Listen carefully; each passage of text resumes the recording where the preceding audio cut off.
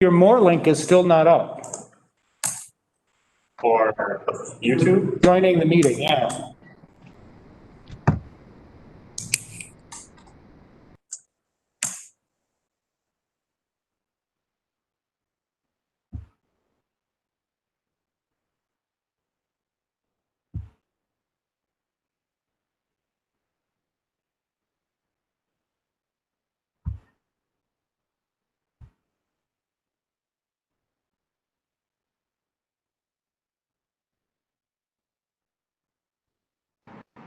David?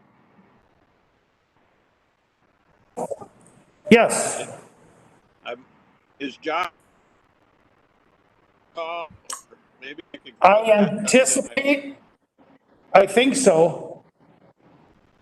Maybe I could get Matt to run the meeting because some video slow down here once in a while, and you guys explain it. Yeah, we're seeing that, Steve. Yep, and Matt is just walking in right now. Matt, would you chair the meeting as Steve is having a little bit of technical difficulty?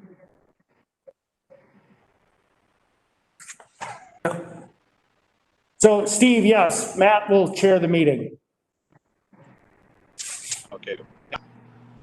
Would I be better off? I'm on the Starbucks. You know, would I be better off to do the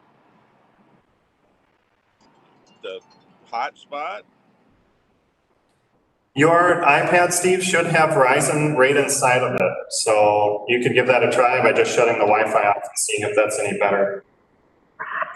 I hear him perfect. Yeah, he comes in and out. Yeah, See, like now he's just Good. spinning.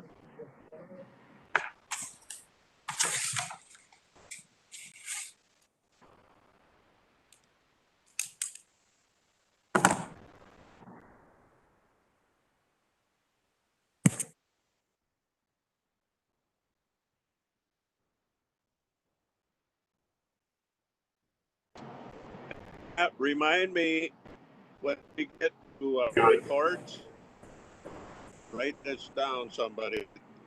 On the landfill, I got some information about deer carcasses that are not going to be allowed at the landfill, which could have an impact on some people in Pine County. Okay.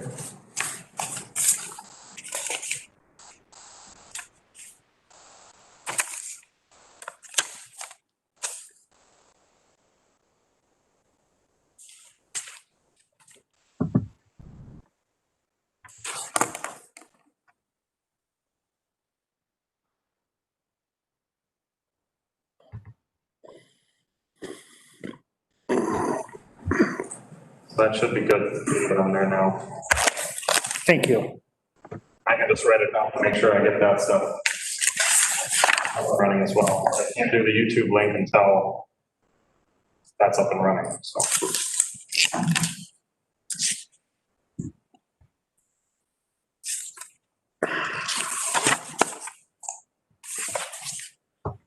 Dave, are you willing to take the negotiations committee? If when we get there, Yep, I can. I mean, you certainly have it in your.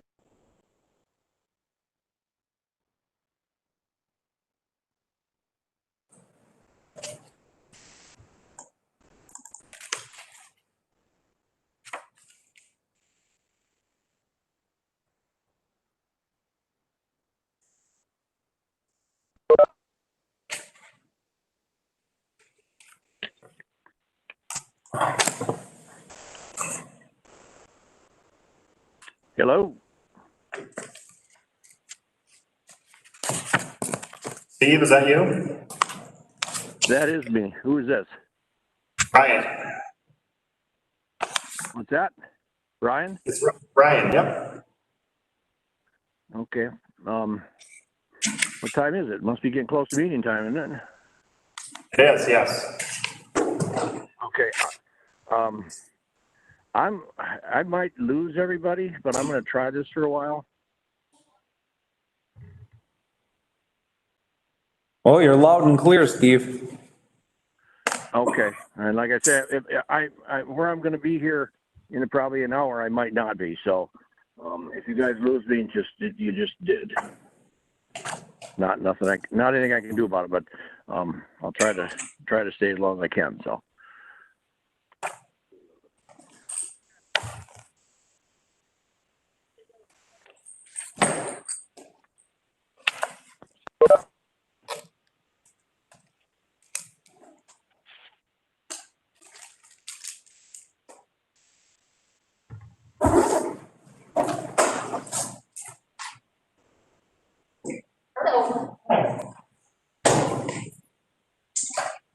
On the revised, does that include? Ended up to be 174,000 because Rob had included overtime in his calculations. I'm like, do you really want to cut your overtime by 5%? He's like, no. All right, thanks.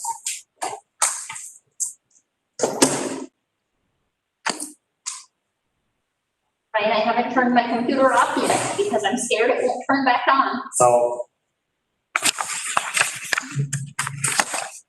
It has to make it till then. well, I mean, we can get you something different if you have to, but if you can make it a week, we can get you a brand new one. I don't know, I'm just holding my breath. We don't get another sad face. Yeah, that was disappointing.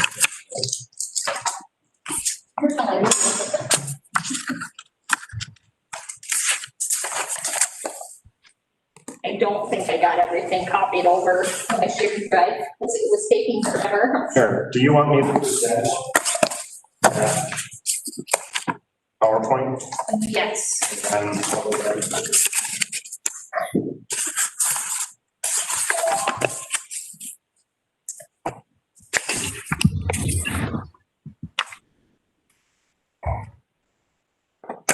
Kelly, is that the going rate for the storm damaged wood? That's what we're thinking. So low. But I mean, like this stuff's on the ground. Yeah. I suppose it's so tangled and time consuming and Yeah. But it's better that we cut it now than before it rots.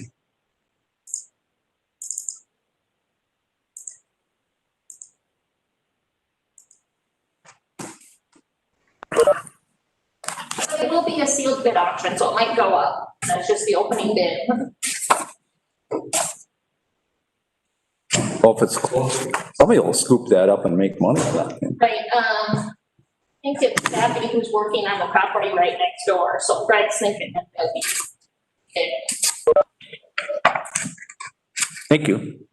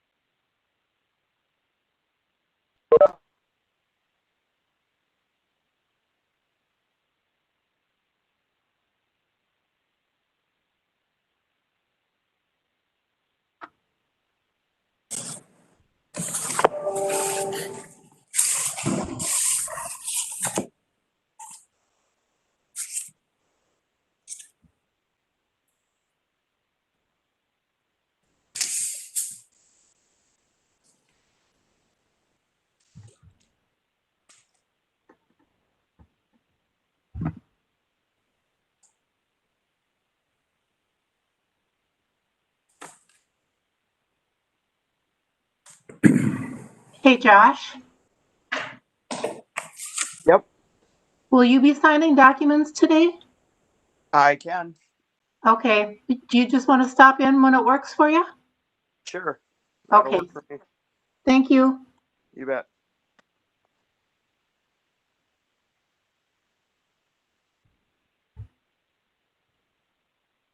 Well, I have 10 o'clock. So we'll start. The governor of the state of Minnesota has issued executive order 20-01 declaring a peacetime emergency and coordinating Minnesota's strategy to protect Minnesotans from COVID-19. On March 24th, 2020, the Pine County Board of Commissioners declared a local emergency for Pine County. Based on these conditions, the chair of the Pine County Board of Commissioners has determined that the requirements of Minnesota statute 13D.021 subdivision 1 have been met. It is not practical or prudent for all members of the county board to meet in person. The public is invited to join the meeting in person or remotely by phone call of 1-650-215-5226, access code 163-864-0128. And password K, small k, 2J, capital X, K, P, small j, small m, x, 68. We can go to the Pine County website for more information. And I'll call the meeting to order. We'll rise for the pledge. I pledge allegiance to the flag of the United States of America and to the republic for which it stands, one nation, under God, indivisible, with liberty and justice for all. Well, good morning, everyone. We have two commissioners that are remote in another state. It's Hallen and Chafee. So I'm chairing for Commissioner Chair Hallen. I'll call for public forum. Any members from the public are invited to speak.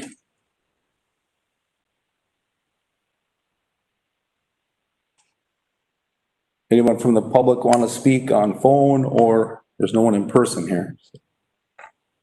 Hearing none, move on to adopt the agenda. Are there any additions or corrections to the agenda? Mr. Chair, members of the board, we have several additions and corrections.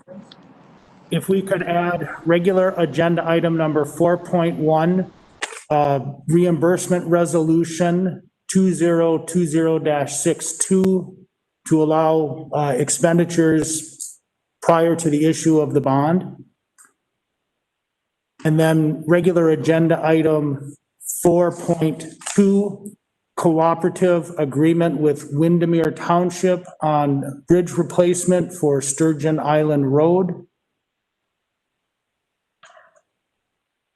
And if we could add regular agenda item number 5C, CARES Act funding distribution update, a recommendation to fund the Historical Society at $50,000, the Ag Society at $25,000.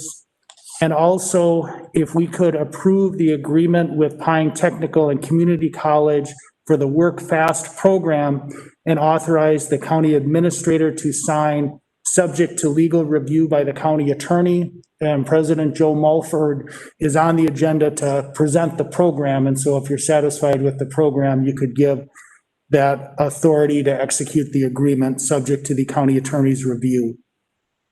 And then a correction on the personnel committee minutes, just to clarify the elected official salary discussion in the minutes from the personnel committee. Okay, thank you. I will look for a motion on the agenda. I will move with the additions and corrections as stated. Motion by McRae, Moore will second. second by Moore. And the clerk will call the vote. District 3, Commissioner Chafee. Aye. District 4, Commissioner McRae. Aye. District 5, Commissioner Ludwig. Aye. District 1, Chair Holland.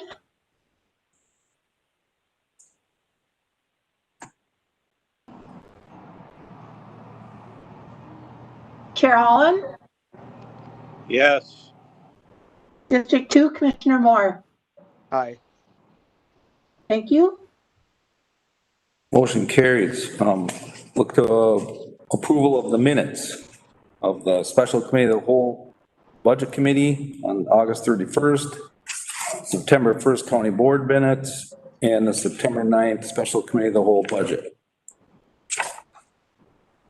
I'll move that, Steve Holland. Chafee, second. Okay, we have a motion and a second. Any further discussion? Clerk will call the roll. District 4, Commissioner McRae. Aye. District 5, Commissioner Ludwig. Aye. District 1, Chair Holland. Yes. District 2, Commissioner Moore. Aye. District 3, Commissioner Chafee.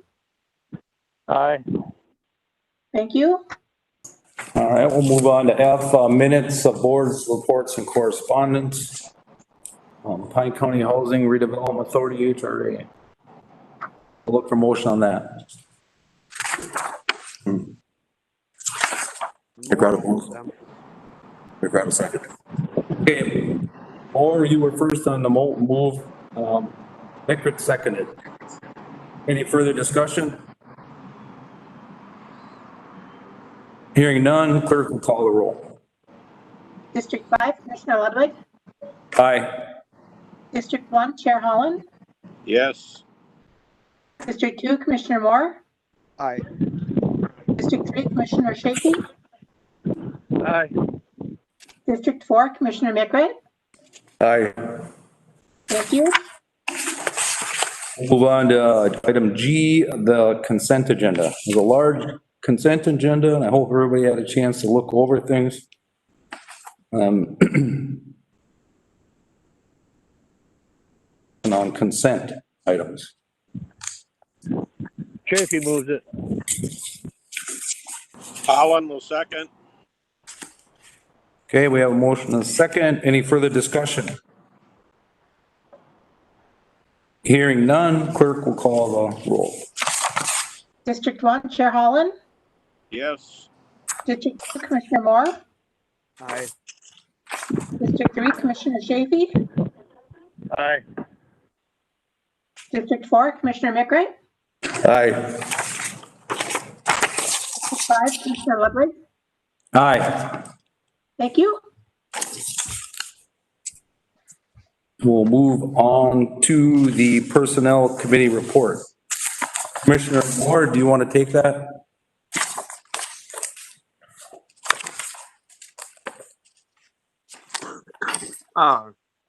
We did have a meeting, last week and, we had the following recommendations. Health and Human Services acknowledge the resignation of Office Support Specialist Jennifer Burlock effective September 4th, 2020.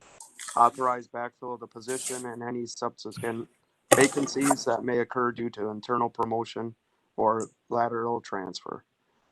Acknowledge the internal transfer of eligibility worker Donna Olson to the open Office Support Specialist position effective September 28th, and authorize backfill of the vacancy or the vacant eligibility worker position. Public Works acknowledge the retirement of building maintenance worker Rich Prohoda effective September 8th, 2020. In the Sheriff's Office, acknowledge the resignation of part-time deputy Chad Weiner effective August 24th, and authorize backfill of the position. Sheriff's Office Dispatch, acknowledge the retirement of dispatcher Leo McNally effective November 30th, 2020, and authorize backfill of the position. Sheriff's Office in the jail, acknowledge the resignation of Corrections Officer Taylor Peterson effective August 20, 2020, and authorize backfill of the position. County Attorney's Office, acknowledge the promotion of Legal Assistant Barb Nassim to Office Manager effective September 1st, 2020, and authorize the backfill because hers was a promotion, authorize the backfill of her vacancy that she left. Administration, acknowledge the county compliance with the Local Government Pay Equity Act and consider the adoption of the proposed telework policy. I think that's it. Is there anything else I missed, man? No, thank you, Commissioner Moore. The only thing I'd like to, when are we gonna vote on that policy, Dave? When are we gonna move that forward? Is right now, this You is, can do it right now as part of one motion to approve all the recommendations, or you could separate it out and do a separate motion on it, or you could have further discussion if you weren't ready to approve it today. okay, so that's what I wanted. So when we approve this, we're probably gonna accept it, right? Do any of the commissioners have any further discussion, and did you get a chance to go over that telework policy? It's just a question I have. If there's no- Yes, I went over it. I thought, I don't know, we could talk about it for ages probably and find a word or two to change, but I think it's a good policy. Kind of mirrors what we're doing, and that's a lot of good work by a lot of people. All right, thank you, Commissioner Hallen. Hearing none other, Mr. Chair, I will move the whole Personnel Committee report with that also, including the telework policy. and I will second that. Is there any further discussion? Hearing none, the clerk will call a roll. District 2, Commissioner Moore. District 3, Commissioner Shafee. Aye. District 4, Commissioner McRae. Aye. District 5, Commissioner Ludwig. Aye. District 1, Chair Holland. Yes, Thank you. Okay, we'll move on to item 2, new hire. And Mr. Chair, members of the board, ordinarily this would have been a consent agenda item, except for the Personnel Committee report had to get approved first. And so this position is backfilling the promotion, the vacancy created by the promotion of Barb Nacine in the county attorney's office. Okay, all right, I will move that. I'll second it. Second by Hallen. Any further discussion? All in favor? Oh, clerk will call the roll. District 3, Commissioner Shafee. Aye. District 4, Commissioner McRae. Aye.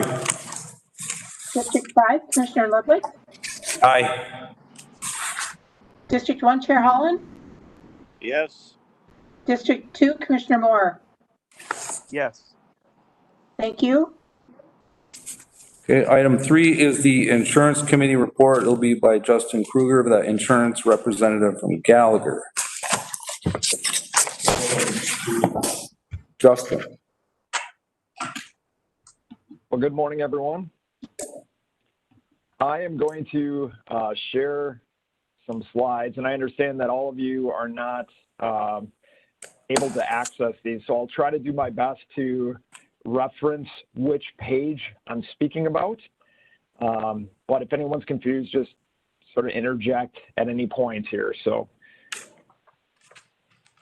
can everyone see my screen? The PowerPoint pop up on everyone's screen? Yes, Justin, it's working. Terrific. Okay. So a couple of items I want to just touch on really quick. So I have a lot of material. I put together one version of this, and then I after reviewing it, I felt like it was going to cause more questions than provide answers.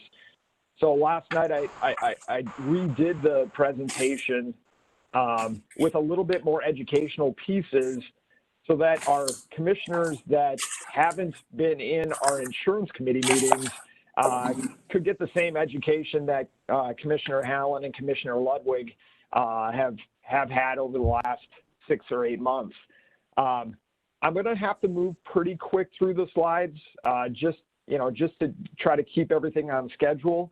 But knowing that, if anyone has any questions, please stop me. So I'm going to kick it off here. Here's going to be my rough agenda today. I'm going to talk about the insurance renewal through our current provider, which is the Resource and Training Service Cooperative. Then I'm going to talk about some alternate plan options. So as a insurance committee, we opted to run a formal RFP, a request for proposals on insurance plans for 2021. And although we didn't get a ton of response on that request, we do have some interesting plan options that I want to go over with you today.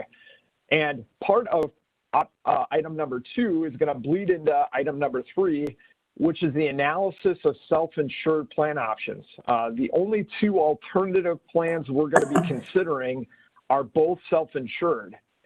And because self-insuring is different than what we do today, I need to spend a little bit of time educating the members of the commission board on what self-insuring entails.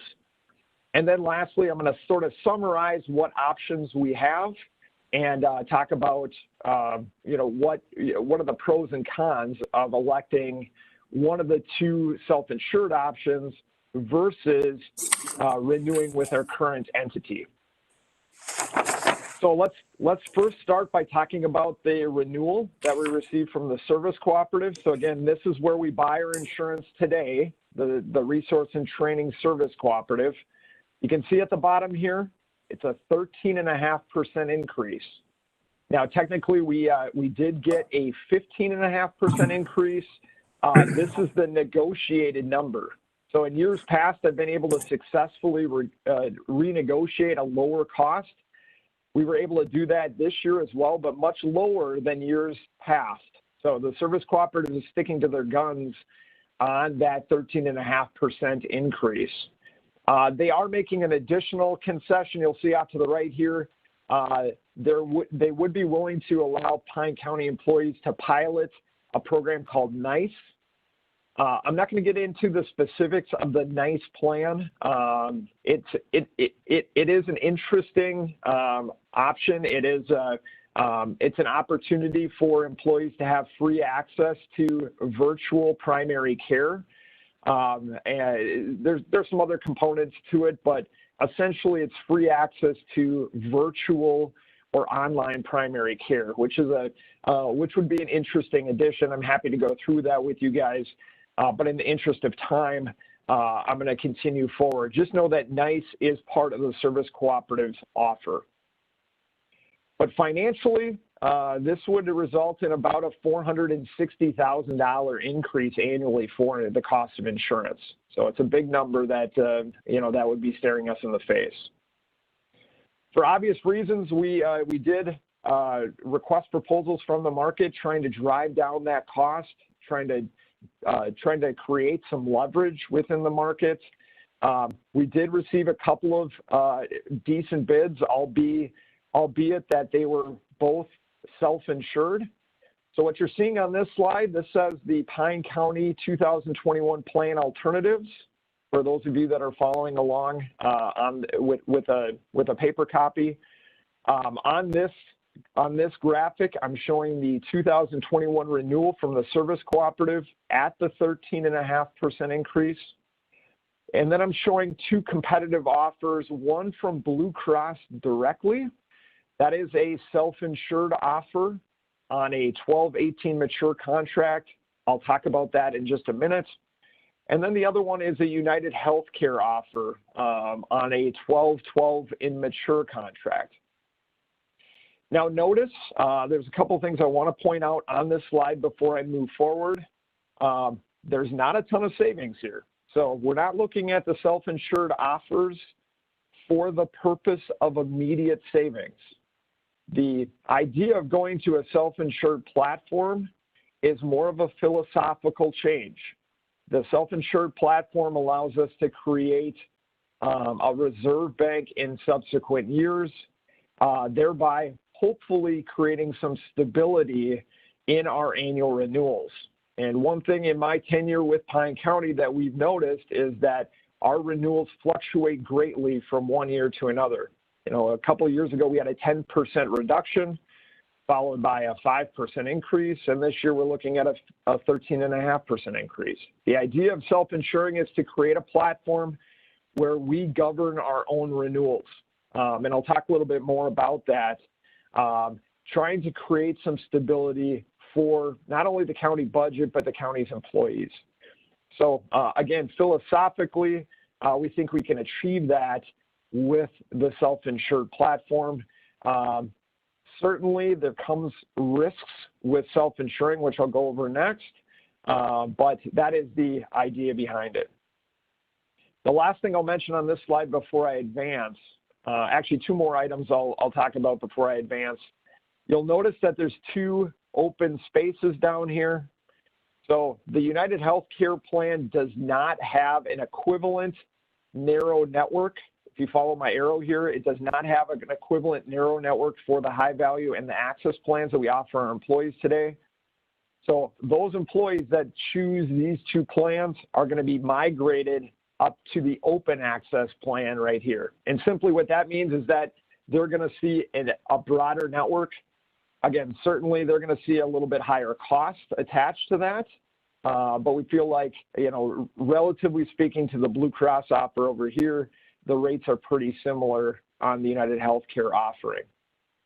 United Healthcare offering, the final thing I'll talk about, the United Healthcare offering in the type of contract it has, we have funded this so it's a little bit more stable. The purpose of buying the United Healthcare contract versus the Blue Cross contract is that it allows us to create a reserve fund quicker.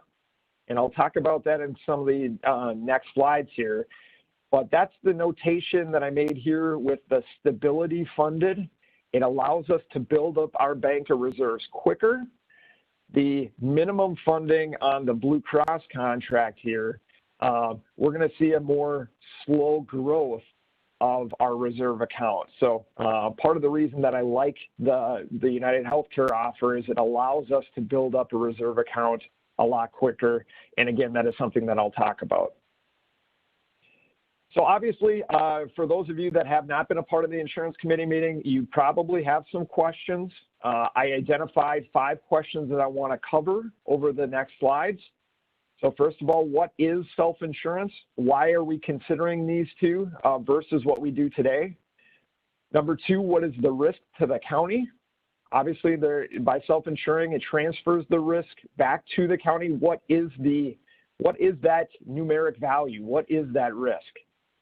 Number 3, what's the difference between Blue Cross's mature contract and United Healthcare's immature contract? Number 4, if there's not a savings or not a giant savings down here, why would the county take the risk that I'm talking about in item number 2 up here? And then lastly, what are the pros and cons overall? You know, just take a holistic view of these 2 other options. What are the pros and cons of them? So I'll jump back to this slide later in the presentation so you can see the numbers attached to this. So I want you guys to see what we're working with here, but I want to try to answer some of these questions first, because I know that they're, you know, obviously this slide alone is going to create some of those questions. So first of all, what is self-insurance? So this is something that the insurance committee started talking about last year, and then we did a deep dive in spring of this year when we thought that we might see a big increase in rates this year. We wanted to have alternative options. And so we started this process about 8 months ago, and this is one of the slides I used 8 months ago. So today in our current setup, what we're doing today is Pine County's paying premiums into the service cooperative. So we're paying about $3.4 million a year directly into the service cooperative. Now, the service cooperative is taking that pool of money and they're paying administrative costs to Blue Cross, they're paying stop loss costs to Blue Cross, and they're paying for all of our medical and prescription claims. Additionally, they're also taking a chunk. They're taking a service cooperative servicing fee. So our premiums are going to a third party, and that third party is making these payments. Now, what we get for that is guaranteed monthly premium. We're not taking any risk. The service cooperative harbors all the risk in our current arrangement. Okay.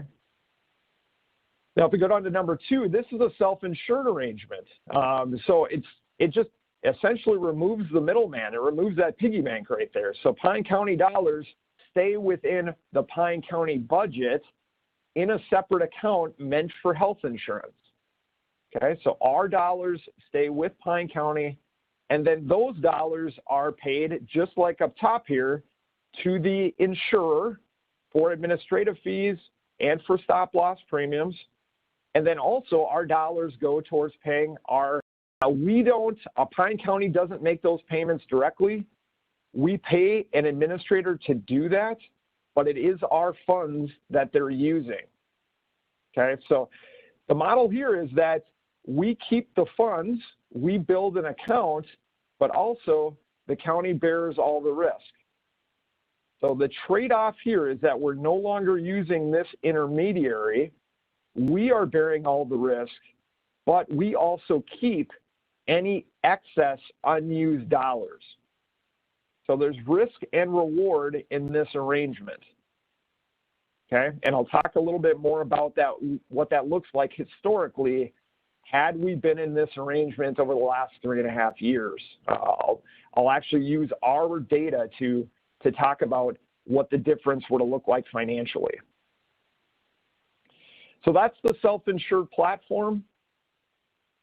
What is the risk to the county in a self-insured platform? It sounds scary. I recognize that the idea of self-insuring or that taking on the insurance risk is scary, but there are 2 ways that we protect ourselves in a self-insured arrangement. Number 1, we buy a specific stop loss.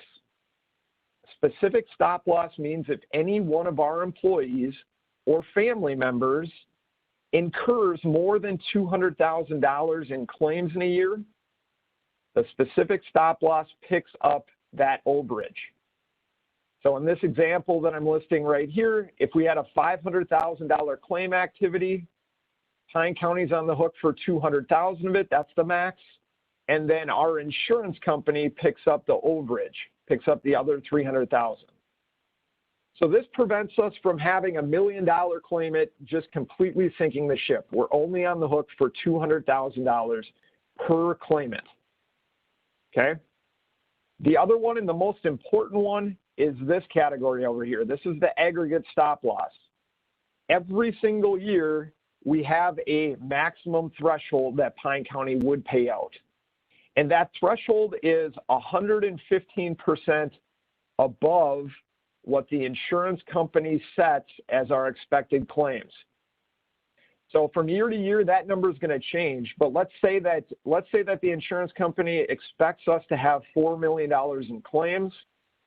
That means with that $115 or 115% protection, the exposure to the county is only, well, I shouldn't use the word only, but our exposure to the county would be $450,000. So if they expect us to incur $3 million worth of claims, the worst case scenario to the county in that year would be $3.45 million. Essentially, our maximum is 15% above what is expected every single year. And we can budget for that with our rates. So the stability rates from the United Healthcare plan includes a portion of this 15%. So it's about half of this overall portion is built into that. The Blue Cross plan that is minimum funded only funds at the 100% level. So there's a little bit of a distinction there. Some of that is already built into the United Healthcare plan. But this is the risk that the county is taking on. If the county's employees all become very sick, or a large majority of them become very sick, our maximum would be 15% above what the budgeted claims were going to be for that year. So the point here is that there's not an infinite amount of risk. There's just a small corridor of risk, and that corridor of risk is 15%. All right, I'll keep moving forward here. Justin, Justin, can I ask a question? This is You David. bet. On the $200,000 stop loss, is that the same amount that it's set at now, or is that a different amount? That's the exact same amount that we have today through the service cooperative. So this Okay. 200,000 amount is the exact same as what we have today through the service cooperative. So apples to apples on the specific stop loss. Thank you. Yeah, good question. Thank you. Let's talk about the difference between the immature and the mature contract. So as I mentioned, there's a reason why I have to fund the immature contract a little bit more than I do the mature contract. The United Healthcare Plan is a 12-12 contract. And basically what that means is that it covers the claims that are incurred in 2021, but those claims also have to be paid within the 12 months of 2021. So claims that were incurred in December of 2021 that don't get paid by the insurance company until January or February of 2022, they're not included in this first year contract. That's good and bad. It's good because it allows less dollars year number one, which allows us to create more reserve dollars year number one. It's bad because it leaves a terminal liability one day when we exit the plan. At some point, maybe 5, maybe 10, maybe 20 years down the road, if there's ever a time where Pine County says, hey, we don't want to self-insure any longer, there is a terminal liability that final year where we're paying what's called run-out claims from the previous year. So claims that were incurred in November and December of the final year that didn't get paid within that same 12-month cycle. So it usually leaves, the months of January, February, and March with some claims payment liability. The way we account for that is we build up our reserve account in year number one. So part of the reason that I have this quote unquote stability funded is because I have to account within our contract for the possibility that we leave the very next year. So again, on one hand, it allows us to build up that reserve account very quickly. On the other hand, we know we have a liability downstream, again, whether that's year number one, if we leave self-insuring, or whether that's year 25, we're always going to have a terminal liability when we leave that. We need to make sure that we have a healthy reserve balance for the day when it comes around that Pine County might choose to leave self-insuring.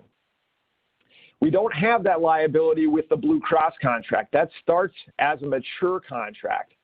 So everything that is incurred within the year of 2021, it's capturing all of those claims plus 6 months worth of run out in contractual year number one and going forward. Now with that contract, we're not going to be able to build up the funding as fast because year number one, we have to pay all those run out claims. The positive is that on the backside, we don't have that terminal liability. Okay, so there is not a terminal liability on the backside if we ever wanted to leave self-insuring. So it's a more expensive contract. We have less dollars going towards our reserve. And you can see on the previous page that we went through, there's not a ton of savings by buying that mature contract. The service cooperative renewal and the Blue Cross self-insured offer are basically the same price. They're using the same expected claims rates. So again, there's not a ton of rate relief or cost relief here, and not a great ability to build up those reserves, which are going to be a giant asset to us in future plan years. So the next question I had was, why would we consider self-insuring? Again, there's not a real first year savings that's on the table for us. Why would we consider this as a county? Why would we take the 15% claims risk? Well, the answer is it's a philosophical decision. And the philosophical decision is based on a fixed cost. So here is the fixed cost of what we pay today. So this is the Resource and Training Service Cooperative. So this is what's built into our premiums today. We are paying $585,000 in fixed costs. Keep in mind, that's 1/7 of every dollar is going into fixed costs. These are not paying claims. These are simply fixed costs within the insurance contract. If we take on the risk with either the Blue Cross contract or the United Healthcare contract, we pay far less in fixed costs. So all of a sudden, we're only looking at $400,000 in fixed costs with the Blue Cross contract and just under $400,000 worth of cost in the United Healthcare contract. And you can see the service cooperative model right here, only 83% of the dollars are going to pay claims. In the United Healthcare model, 86% or almost 87% of our dollars are going to pay claims. So clearly the self-insured model is a more efficient model of obtaining health care, okay? The trade-off here is, again, that 15% corridor of risk if we were to hit it. The other item that is the reason that I'm promoting or that we're considering self-insuring is just the historical view. So I ran these numbers based on a 3.5-year look back. So this starts in January of 2017 all the way through current day in June of 2020. Okay, so if I calculate what we paid out to the service cooperative for those 3.5 years, Pine County paid out $10.5 million over the last 3.5 years to the service cooperative in exchange for insurance. If at that same time we had bought the Blue Cross contract, the Blue Cross self-insured contract, or the United Healthcare self-insured contract, if we had those at that same time and paid those lower fixed costs and our claims, you can see here at the bottom, the Blue Cross contract would have been cheaper by almost $400,000, and the UHC contract would have been cheaper by just over $600,000. One point I will, obviously the United Healthcare contract looks more affordable, but keep in mind we do have to account for terminal liability on this contract. So, it's going to be very similar in terms of savings. But again, this would be $650,000 that would be in the Pine County reserve account, but instead we paid it out to the insurance company, to the service cooperative in exchange for the guaranteed premium. A couple other things I want to point out here. Not every year are we going to win. So inherently, when we take on self-insuring, there's going to be some years where we lose. But the reality is, if we look back at our 3-year history here where we have totals, even the years in which we do lose, we don't lose by that much. So look at 2017 with the service cooperative, we paid in $2.6 million.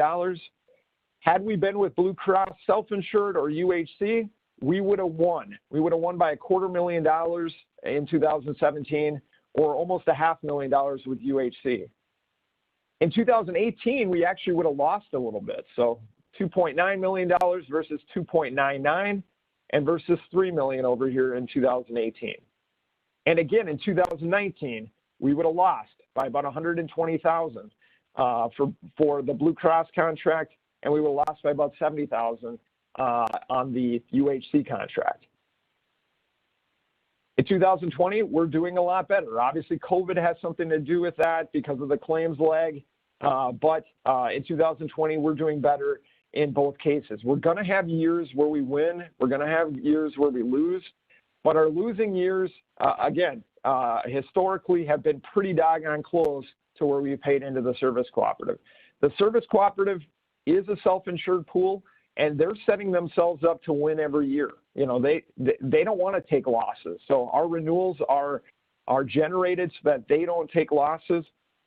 Our program is going to essentially mimic their program, except we're not paying for their services.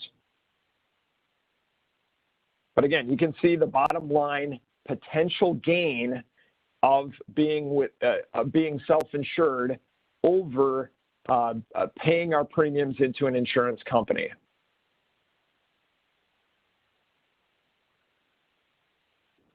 So that's the questions I answered. I'm gonna go back before I talk about the pros and cons here.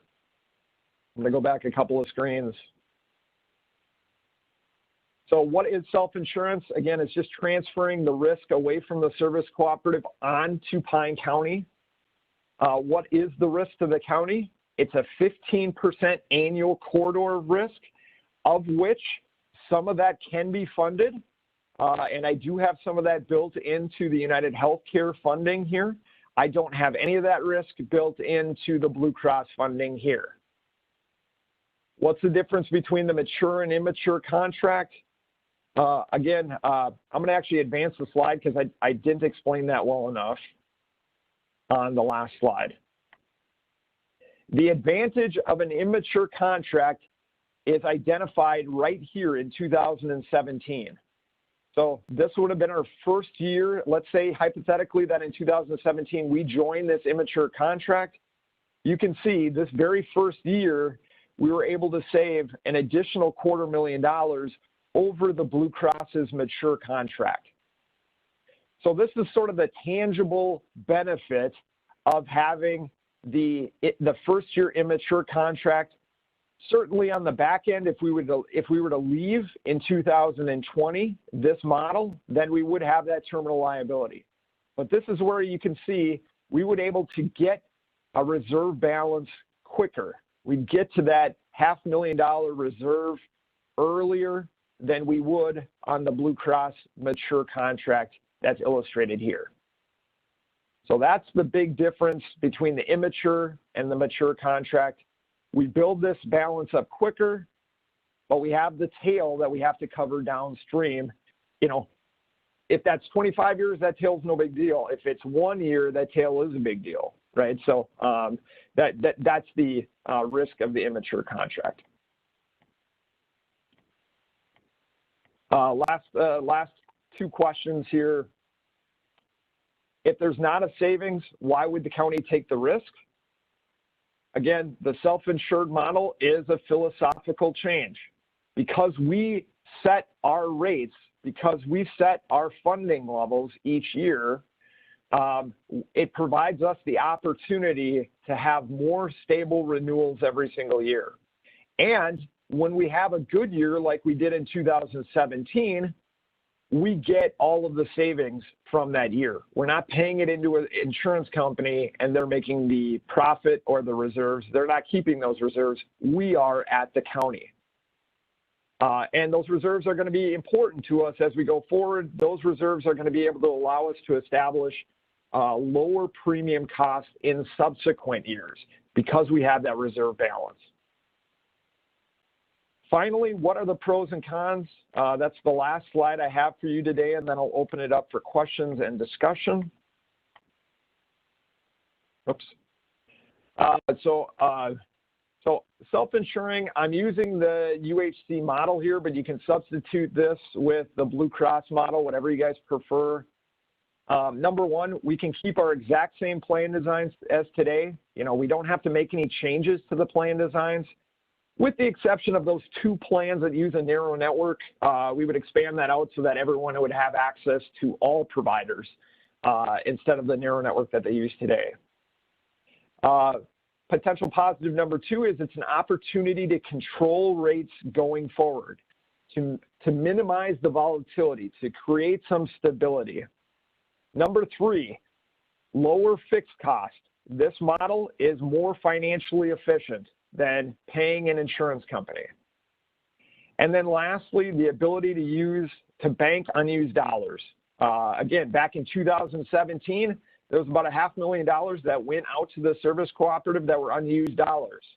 They kept those reserves. We didn't see a nickel of that. If we were self-insured during that time, there would have been about a $500,000 transfer or reserve balance within Pine County. Now, there's certainly negatives with this as well. at least with United Healthcare, there is that terminal liability, and I can't give you a number on what that terminal liability is going to be. A good estimate might be $300,000, maybe $500,000, depending upon how many claims we had in November and December the prior year. But we would have that terminal liability when we stopped self-insuring. Additionally, we have a annual risk corridor of 15%.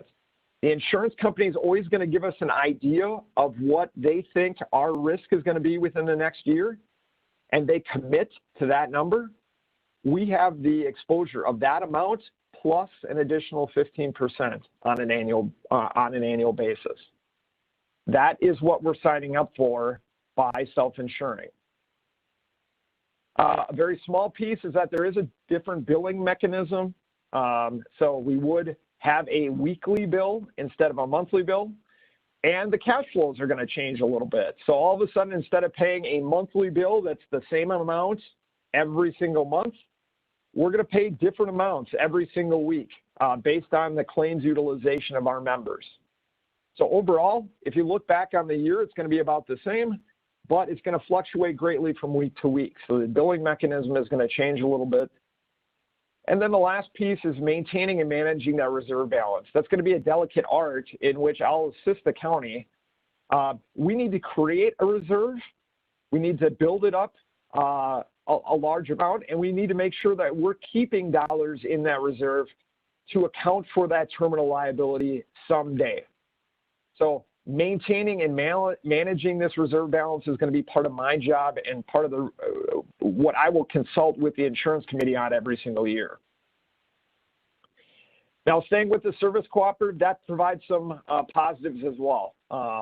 Number one, it's the exact same plan as we have today. Same network, same formulary, same everything. We don't have to do a single thing different. There's no higher cost. There's no risk corridor within the year. They tell us, hey, you're taking a 13.5% increase. That's what we pay, period. There's no mid-year changes there.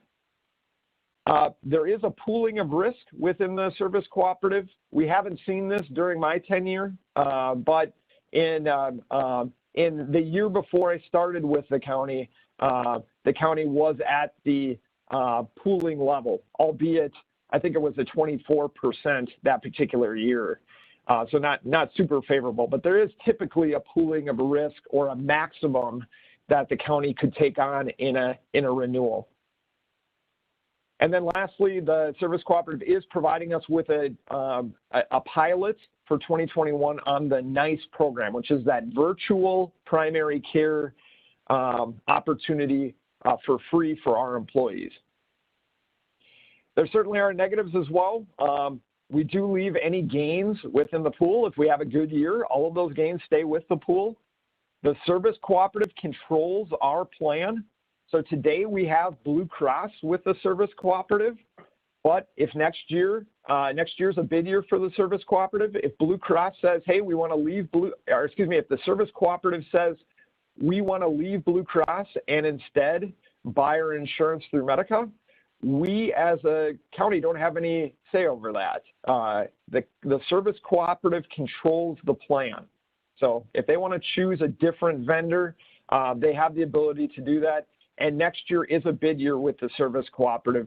So that opportunity is on the table for 2022. And then lastly, we do know that we are paying higher fixed costs by being part of that pool. So part of transferring risk to the service cooperative is paying more fixed costs. So they're taking on our risk, but they're also collecting a bunch of extra fixed costs as well. So that was a really quick overview, something that we at the insurance committee have done this over 3 meetings. I consolidated into about 40 minutes. So you guys can appreciate if I skipped over some of the fine points or the details of what we're considering here. But I want to allow some time for your guys' questions. Commissioner Ludwig, I have a question. Yes. How critical is the timing for us to make a decision this year? You mean in terms of making a decision of staying with the co-op or choosing to go self-insured by a particular date in this calendar year? Yes, if we changed. Got it. I would say we'd want to have a soft, I would want to set a soft deadline of a month from today, October 15th. Now, keeping in mind that we could probably bleed into the first part of November, but I want this to be a good transitional experience, especially if we're going to migrate over to United Healthcare. There's going to be some employee education that I'll need to do.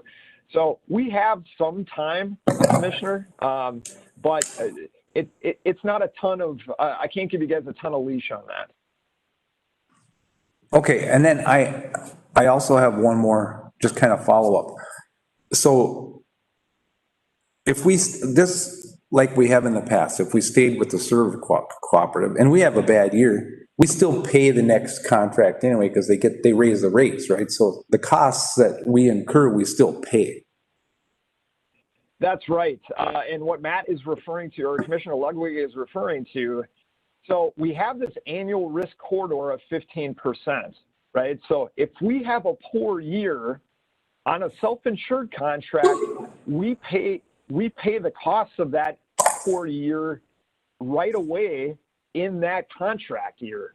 So let's say we move to self-insuring in 2021. If we have a poor 2021, we're going to see that 15% cost increase in 2021. But if we stayed with the service cooperative, it doesn't mean we've avoided this 15%. It just means that 15% is coming down the chute for 2022. So the service cooperative is going to see that uptick in claims in 2021, and then they're going to pass on a larger increase to us in 2022. So what Matt's referring to is that, or Commissioner Ludwig is referring to is that in the self-insured, we're not avoiding the cost. The claims are the claims. It just speeds up the time frame in which we'll have to pay for those bad claims. Thank you. Mr. Chair, I do have a question. Go ahead. So my question is, I know we talk about the fixed costs with self-insuring. Is there any other, does the fixed cost cover like added personnel to the county or to administer this, or is that something extra? Or I guess I know you guys have probably talked about this a lot. Are your fixed costs everything that we need, or I guess what I'm saying is, on top of the fixed costs, do we need another employee or something like that type of deal? Mr. Chair, I can. Really good question. Oh, go ahead. Yeah. Go ahead, David. I was just going to say, we do not anticipate needing to add any staff to go, once we go to self-insurance, if we do that. Okay. And I got one other quick question. Or yeah, go ahead. Commissioner. The other question I had is, for a county our size, is this common practice to go self-insured or not common practice?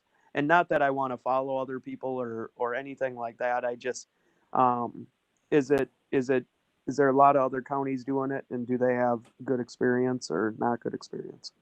So you can answer both the questions if you want, Justin. Thanks. Yeah, Commissioner. So I'll maybe circle back on the first one. I just want to make the statement that in the self-insured arrangement, the county's employees are not paying the claims. So the county's employees are only paying a billing statement.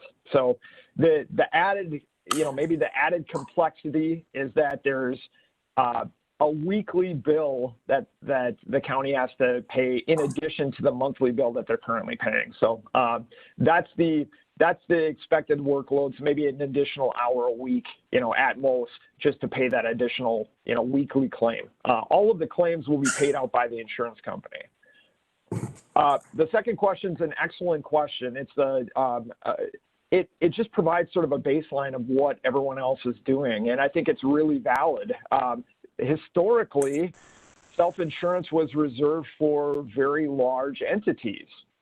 And the reality is, in today's market, if you're an employer with 200 plus employees and you're in the private sector, you're very likely to be self-insured. I will say it's a little bit more rare in the public sector, but I'll give you a list of counties that are smaller than Pine that are self-insured. There's a 5-county conglomerate down in southwestern Minnesota. Redwood, Lyon, Murray, Swift counties are all part of that. They're all about half the size of Pine County, and they're all self-insured. Additionally, Chippewa County, again, much smaller than Pine. Let's see. Cass County is probably a really good representation. They're very similar in size to Pine County. Cass County is self-insured. And then certainly some of the larger counties like St. Louis or Stearns County are self-insured. I'll also mention that we are considering self-insuring up at Carlton County immediately to your north. I do believe it's as costs keep rising in the health insurance world, we will start seeing a lot of the public sector counties in the state of Minnesota migrate to this model. It is an inherent risk, but I think I've outlined the potential positives of doing that. And one of the big ones is the cost control mechanism that we have and the lower fixed costs, that we can just carve right out of a contract.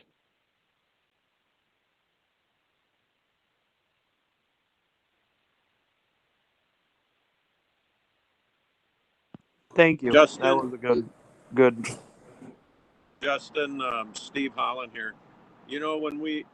Several years ago, when we started looking at ways to do things different, our biggest concern was if we could flatten the, if you look back at the several year history, I believe our average increase is around almost 7%. But inside of those last 10 years, let's say, we've had 15% increases and we've had some decreases. What we were trying to do is find a way that we could flatten that out and say we can plan for a 7% increase, a 6% increase, whatever.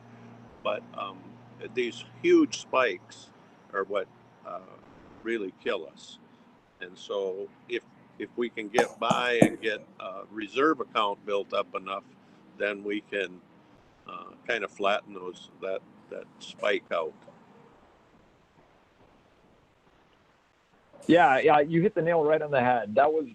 That's the philosophical difference with self-insuring is trying to create a reserve balance that's robust enough to offset those years in which we're going to have higher claims. So I will tell you guys that the claims fluctuation is going to continue to happen every year. We're going to have years where we have good years like 2017, and we're going to have years like 2019, which was a really poor year. We're going to have those, and they're going to interchange. They're not going to be predictable. The thing that we have to do, the only way really to eliminate that sort of swing from year to year is to create over the next 3 years a really healthy reserve balance, and then use that balance in those years where we need to offset our claims. My company, we can do a lot of financial analysts and projecting and forecasting. We can give you guys a good idea of how much specific conditions are going to cost. So if we have specific conditions within our employees at the county, we can set funding numbers appropriate, or we feel confident that we can set numbers appropriate to keep that reserve balance growing to a certain point. And then once that reserve balance is established, then we can start tapping into it. So this is not going to be an immediate solution. We're not going to, if I'm talking to you guys next year, very likely we're not going to be able to tap into that reserve balance year number 2. But, ideally, when we're in the year number 3, we do have a sufficient reserve balance so we can start using that to offset bad years.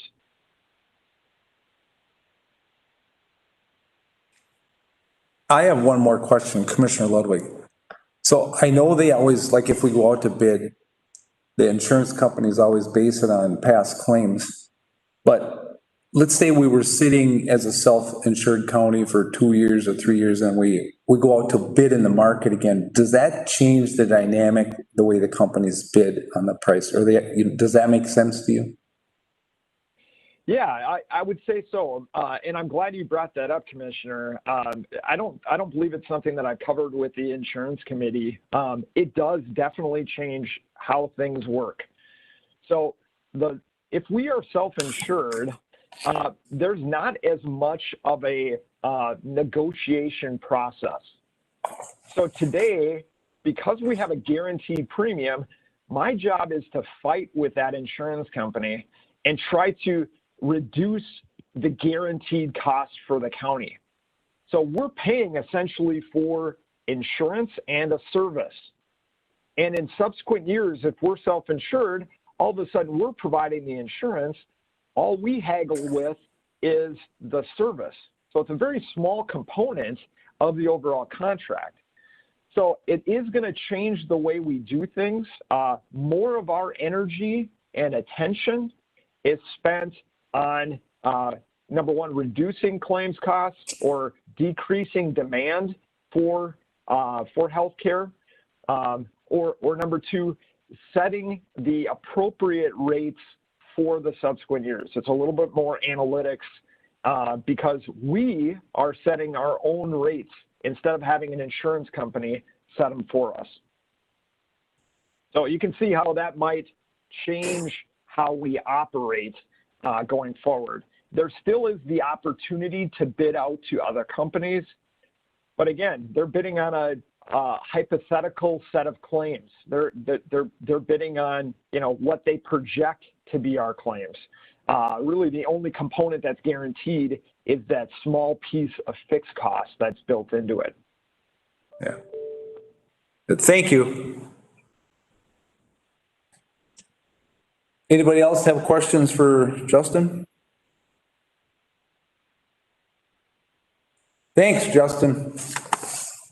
Thank you, guys. Yep. We'll move on to the 2019 audit report.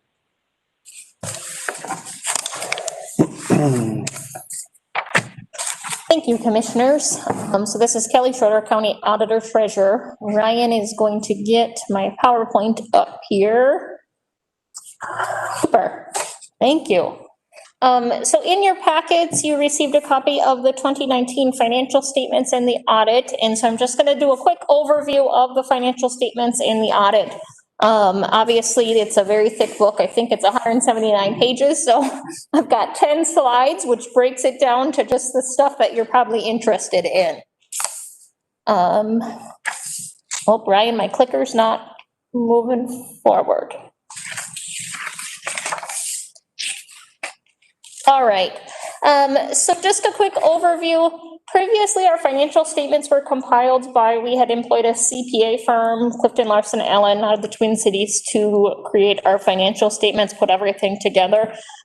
This year, that was changed. Clifton Larson Allen wanted to get out of that portion of their business, and so we were left trying to decide what to do.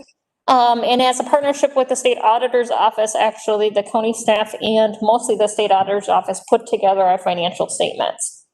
The financial statements are 4 main sections, which are the management discussion and analysis, which is kind of just a nice section that breaks things down into better terms for you to be able to read.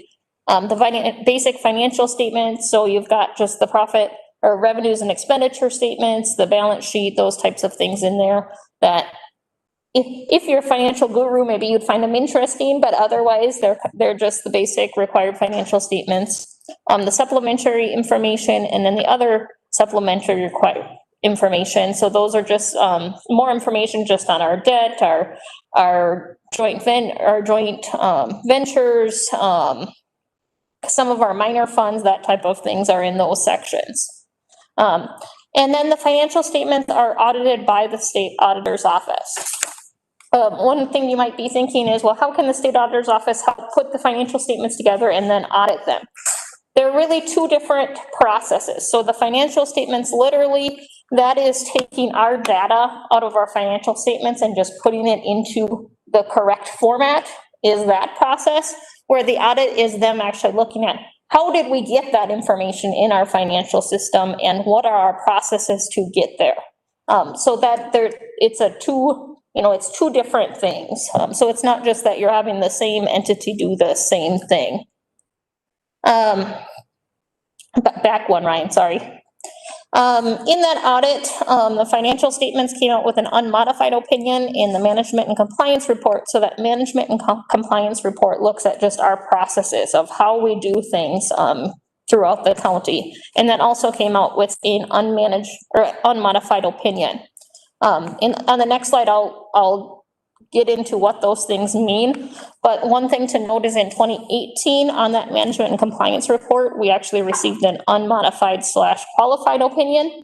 And so we have had improvement come in 2019. Yeah.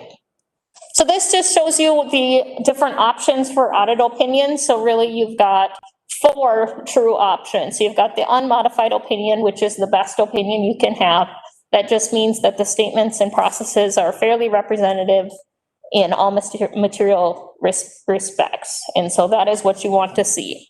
And then under the modified umbrella, you've got 3 different options, which last year on our management section, we had gotten a qualified opinion, which that just means that the statements were fairly representative, but there was one small issue. And last year, if you remember, there was a small issue with how we were doing our Medicaid files. Like there was a date stamp missing here and another thing missing with another file, where that's all cleared up now. Move ahead.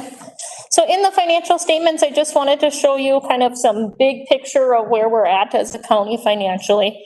So the bottom left is where we were at in 2018 for revenues. The top right is where we finished 2019 for revenues.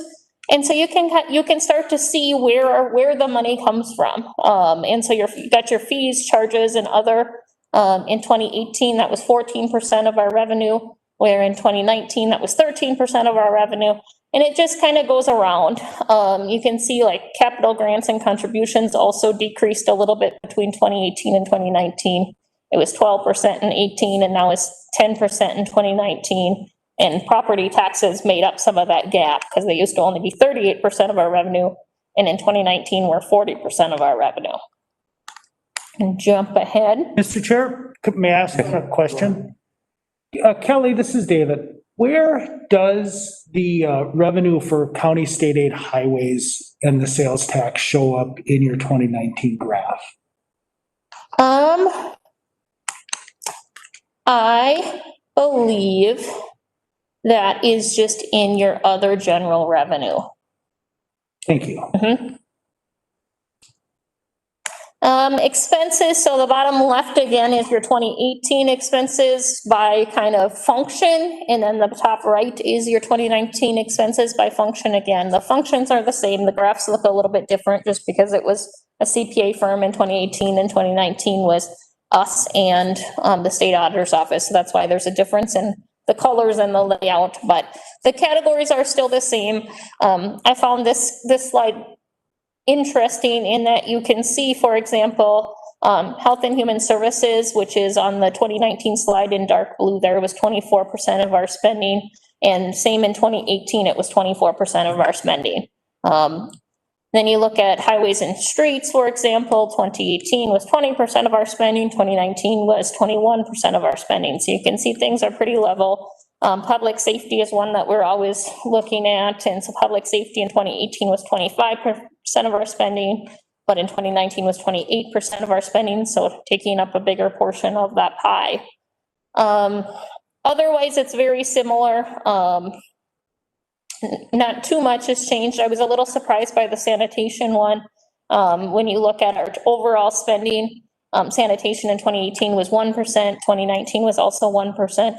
Where when you look at that budget between 2018 and 2019, that budget almost doubled because we opened those transfer stations and things like that in 2019. However, in the grand scheme of things, the budget doubled from $50,000 to $100,000. So in the grand scheme of things, the percentage is still the same. Budget to actual. So this is a slide that shows you where our budget expended, where we had thought the expenditures were going to be by fund, where the actual expenditures were by fund after 2019 was complete. The third column there is the difference of that.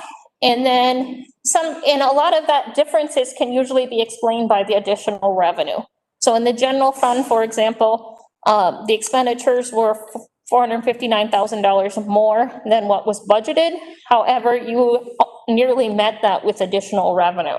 So a lot of times we, midway through the year, get a new grant, and then we end up hiring a staff or having an additional expense that wasn't planned when that budget was done. And so that's why you see some of those differences. In the general fund, also in 2019, we had a planned use of reserves there with buying the furniture for this building, some of the furniture. So that was a planned use of reserves there. Road and bridge, you see a big change there, and really that just came down to there were projects that we had planned to do in 2019 and we weren't able to get them done, so that ended up carrying over to 2020. So that's why we had planned for almost $12 million of expenditures. We only spent $9.6 million just because we had projects that were laid over.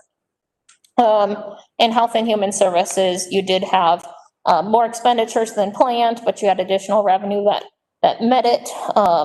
Once again, in health and human services last year, we were well over budget with out-of-home placements.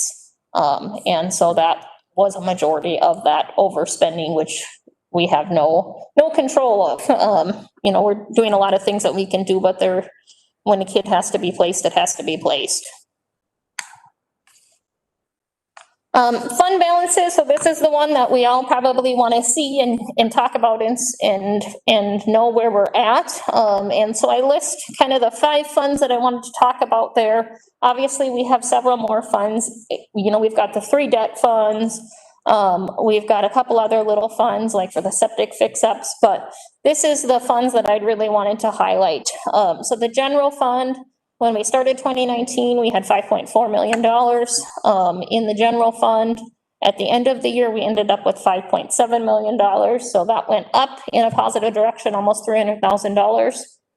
The below the line is the part that we actually want to talk about though, because we have $5.7 million in the general fund balance, that doesn't mean that that's just there and ready to spend, because as we know, as we've talked about a lot over the last month or so, there's a significant portion of that that's actually restricted that we can't spend because we can only spend it for certain reasons. And so when you look at that, there's almost $1.3 million of restricted funds in that general fund that can only be used for certain things, the recorder compliance fund, the recorder technology fund, gun permits, that type of thing. So that's in that restricted balance. And then in the assigned balance, you've got county board action items in there that are assigned. So when you've decided, for example, to put the canteen reserves aside, that's where that lands, is that it's sitting there assigned for jail canteen. So when you take those things out of the equation, you still have $4.4 million or so of unrestricted and unassigned funds in the general fund. And so that is a number that we have been focusing on for quite some time. When you get to the other funds, road and bridge, they started out the year with a very small fund balance. Their fund balance went up significantly, but again, that's because of those laid over projects. We got the state money in to do those projects. We weren't able to get them done. So then that money gets laid over. So their fund balance looks really good at the end of 2019. In road and bridge, HHS land fund, generally, all of those funds are generally assigned or restricted because of the nature of those funds. They're specific for that use. So that's why on that unrestricted or unassigned line, you don't really see much there on those because they're in that specific fund already. HHS, you did see a bit of a decrease in there, which once again, we've talked about. You had some out-of-home placements that went over budget. And then also just from year to year, we had some of those funds that we got, for example, from the Kanabec Community Health Board that are being reserves that are being specifically spent and things like that. So you're going to see that fund balance coming down. The land fund is one where it typically doesn't, you're not going to see big increases or decreases just because that's a self-funding fund. The revenue that comes in, we keep our expenses and then we send it back out to the townships and cities and to the county general funds. You're not going to see that one changing quite very much. The CIP bond, I just wanted to add that one on there just because that's a big change. So that is the bond for this building. So as of 1/1/2019, we still had a lot of cash because this building was still under construction and we hadn't paid for a lot out of it yet. And then obviously as the building got built, we paid for it out of the cash. And so that's why you see that huge decrease there is because, okay, we've paid for the building now and now we're building that fund. We're levying each year in that fund to make those bond payments. So those bond funds have very small balances from year to year, just carrying over to make that February 1st payment. Total overall, when you look at where we're sitting at the end of 2019, we've got just over $14 million of fund balance. There's, as I mentioned, there's the other bond funds. There's a couple other small minor funds that we've got, like the drug task force fund and things like that, that contribute to that total fund balance. And so when you look at between all funds, our unrestricted balance of that 14 million is just nearly $4 million. Because you've got so many restricted and assigned in those specific funds. Any questions on that, Dave? Mr. Chair, Kelly, on the budget to actual slide, We're past that. it looks like in the general fund, there is more spending than was budgeted. Yep. And the additional revenue is still less than Right. additional spending, Yes, but our, but the fund balance increases. right. And that's because this slide it doesn't take into account transfers between funds. So you've got the land sale revenue that goes in to help, and then you've also got a $90,000 transfer out of the land fund that just goes to help pay Maya and Terry's salaries. So this page doesn't tell the whole story because there's other items that go into that. The budget to actual doesn't tell the whole. Right, doesn't tell the Fund fund balance. balance, right, doesn't tell the fund balance. So we ended, despite overspending the budget, we ended in a positive position, Correct. general fund. Thank you. Anything on the fund balance page? All right.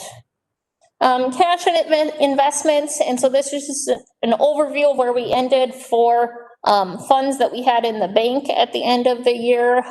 So we've got the Magic Fund, so that's the Minnesota Association of Government Investing for Counties. So that is similar to what a money market account is for the public, I would say. And so that was a change in 2019 as I kept a lot of funds over there and out of our regular bank account just because that has a higher interest rate. And so that at the end of the year had $9.2 million in it. Our CDs were at nearly $5 million. Our deposits, so that's just literally our checking and savings accounts at the regular bank. That's where that was at the end of the year. And then our change funds is just the funds that we've got at the courthouse to make change from, literally. So as of 12/31, in our cash that we had sitting in the bank was just over $16.2 million. On the far right, I wanted to mention, in 2019, we had a wonderful year of interest earnings. And a lot of that was due to just keeping the funds in that Magic account, rather than in our regular checking account. So we had almost $434,000 of interest earnings, which was a wonderful return on investment of 2.67%. Many of the previous years, we were not even at 1% return on investment. So that was a nice boost. But then we got to 2020 and unfortunately come March, the bottom fell out of the interest rates. So we're doing the best we can. Through August, we are at $101,000 of interest earnings. And so we're, I'm always looking at options, but like yesterday, I talked to one of our brokers, and the best interest rate you can find out there is 0.3%, and that would be tying up money for 5 years, which I wouldn't want to do that, because hopefully in 5 years from now, life's going to be a lot better. So there's not a lot of things that we can do with the interest, except for go on a hope, but luckily we've got some CDs out there that are locked in through 2023 at a 2% or higher interest rate. Some of those are non-callable, so that's great. It seems all of the higher interest rate CDs we've got out there, they're slowly being called. That's why I was talking to the broker yesterday, is another one got called. So I think since March of our 14 CDs, I think probably 6 of them have gotten called because they're at higher interest rates and the banks aren't willing to pay the higher interest rate. Very similar to what we're doing with our refunding on our bond. It doesn't make sense for us to keep paying this high interest rate when we can go get new money a lot cheaper. Very good. Debt, so just a quick overview of the debt, even though we've talked about our debt a lot lately, I feel like. So just to, it's in the financial statements, but yet you guys have heard about it a lot lately. So our 3 main bonds that we have, the courthouse, the jail, the CIP. The courthouse is the one that we are refunding. We're in that process now. So the beginning balances is that column, the bigger column, the current balance. So we've made all of our bond payments in 2020 already. So that is what our current balance is. The middle column there, balance as of 12/31/19. So that was before our 2020 payments, and that's what the financial statements reflects, where our debt's at, just our interest rates, and then what year they'll be paid off. And so even with that refunding on that 2012 bond, the payoff year will be the same as we discussed last meeting. And so in our payments will remain similar to what they've been.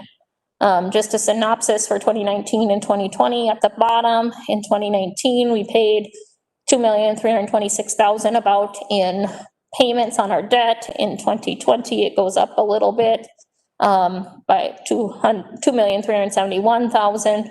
Can show the difference between principal and interest. So of course, as you make payments, your interest amounts go down and your principal amounts go up.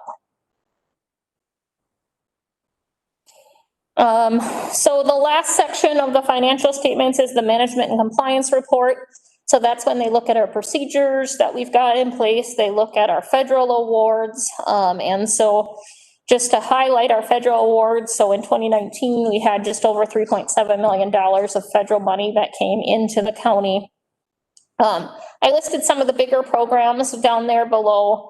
From smallest to largest, as you can see, they all end up in that health and human services bucket, those bigger programs. We've got other programs like the victim assistance grant. We've got about $43,000 coming from there. There's a lot of little pots of federal money too. These are the big ones. That medical assistance program at the bottom, that's the one where we received that qualified opinion in 2018 because of the order of the files on some of those, some of the applications, the one not date stamped, the one they didn't finish it up because the person moved. I mean, just random things. After the 2018 audit, we had to put a corrective action plan in place, which included, we had hired a temporary financial worker, and then that financial worker in the fall was made permanent. And so with all of those changes put in place, there were no issues found in 2019, which is wonderful, especially in June when the state auditors were working on this. They were all working at home, and everything was still checking out just great. So they're doing a good job in Health and Human Services to make sure those things stay correct. Because we have that qualified opinions, they're looking at it. They're looking at a greater number of samples to make sure that they're correct. And so, everything's looking good in that front. Mr. Chair? Go ahead. Just to point out, these are the federal programs that tie back to the single audit requirement. Correct. And they have to look at a certain number or percentage of those programs. And so for 2020, the CARES Act will be a significant federal program. And I just want to draw the parallel. If you look at that $3.7 million on the first line of that total federal award, our CARES Act funds are about $3.6 million. So in essence, we're doubling the amount of federal money. And it is highly likely and expected that the auditors will focus on the CARES Act program when they do the 2020 audit, which is why we want to be very careful as we implement the programs. And they should be looking at it. And I think that's all that I had. If there's any other questions. I do need a motion from you to accept the financial statements and authorize publication. Steve Holland will make that motion. Moore will second. Any further discussion? I just want to say nice job, Kelly. With no more discussion, the clerk can call a roll. Commissioner McCray?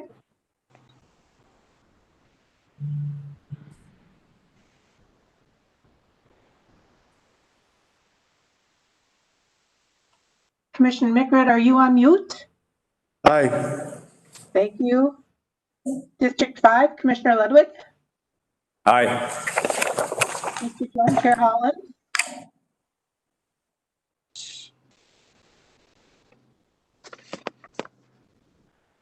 Chair Holland? 4.2.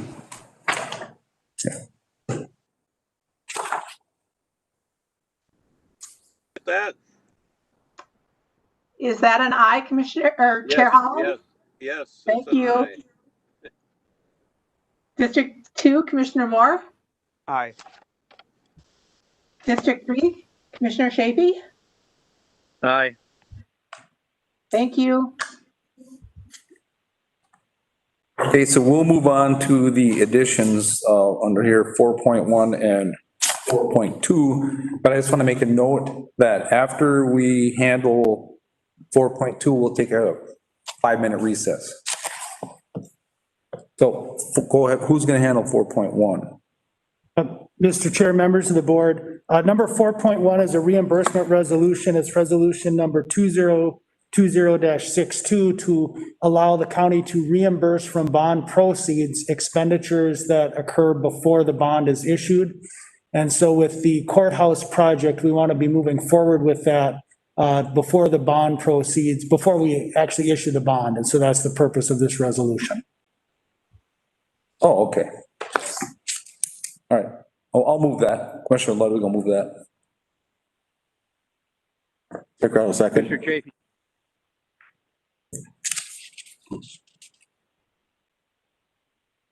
We have a motion and a second. Any further discussion on that? Hearing none, the clerk will call a roll.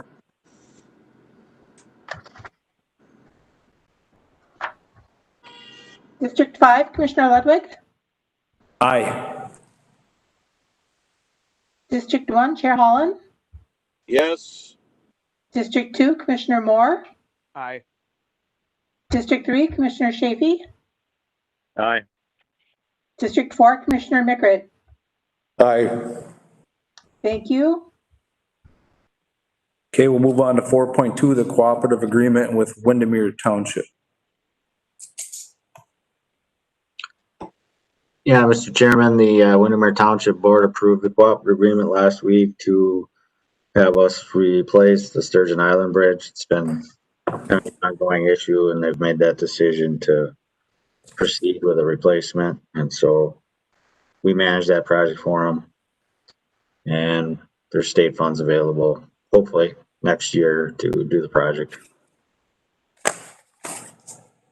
Okay, thanks, Mark. Is that the covered bridge, Mark? Is that the covered bridge? Yes.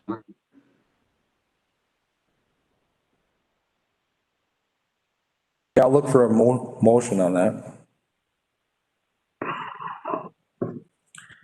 I'll move that, Steve. Oh, we had both, oh, is that Chafee? With a motion and then Mikrit with a second. Any further discussion? Clerk, call the roll. District 1, Chair Holland.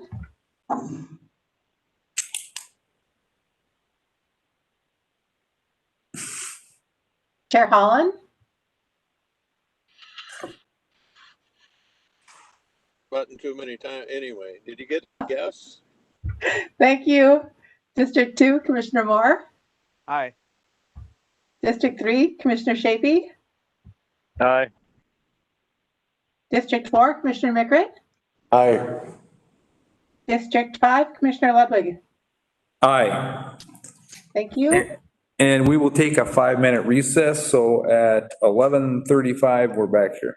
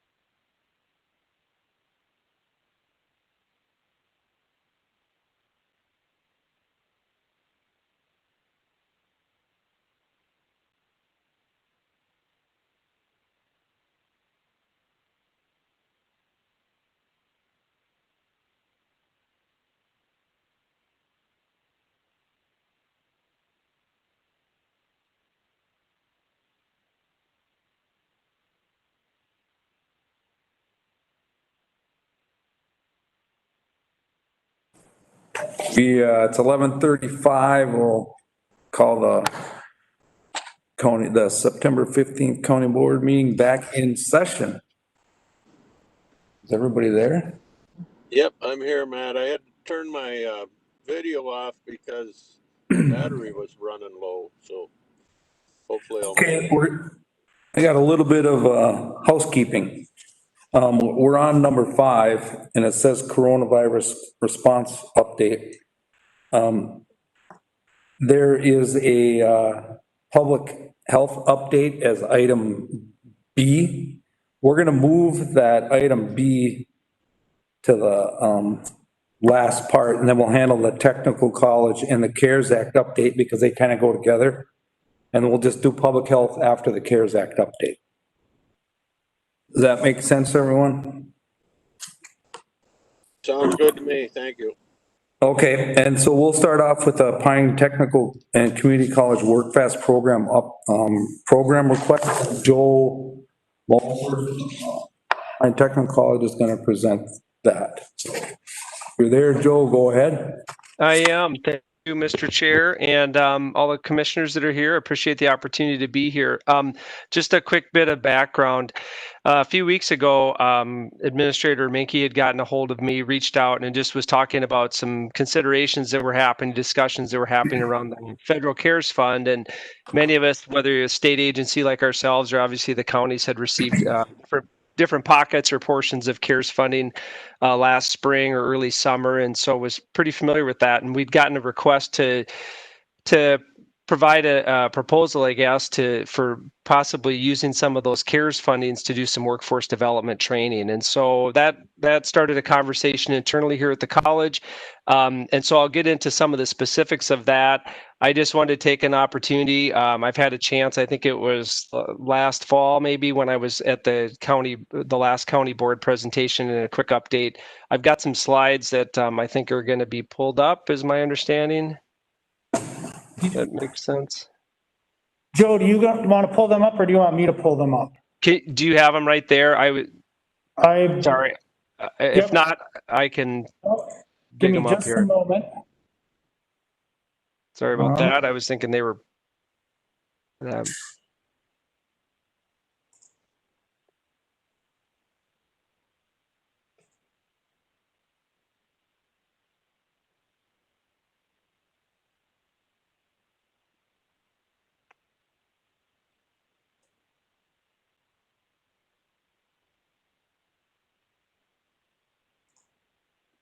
He's working on it. All right. No problem.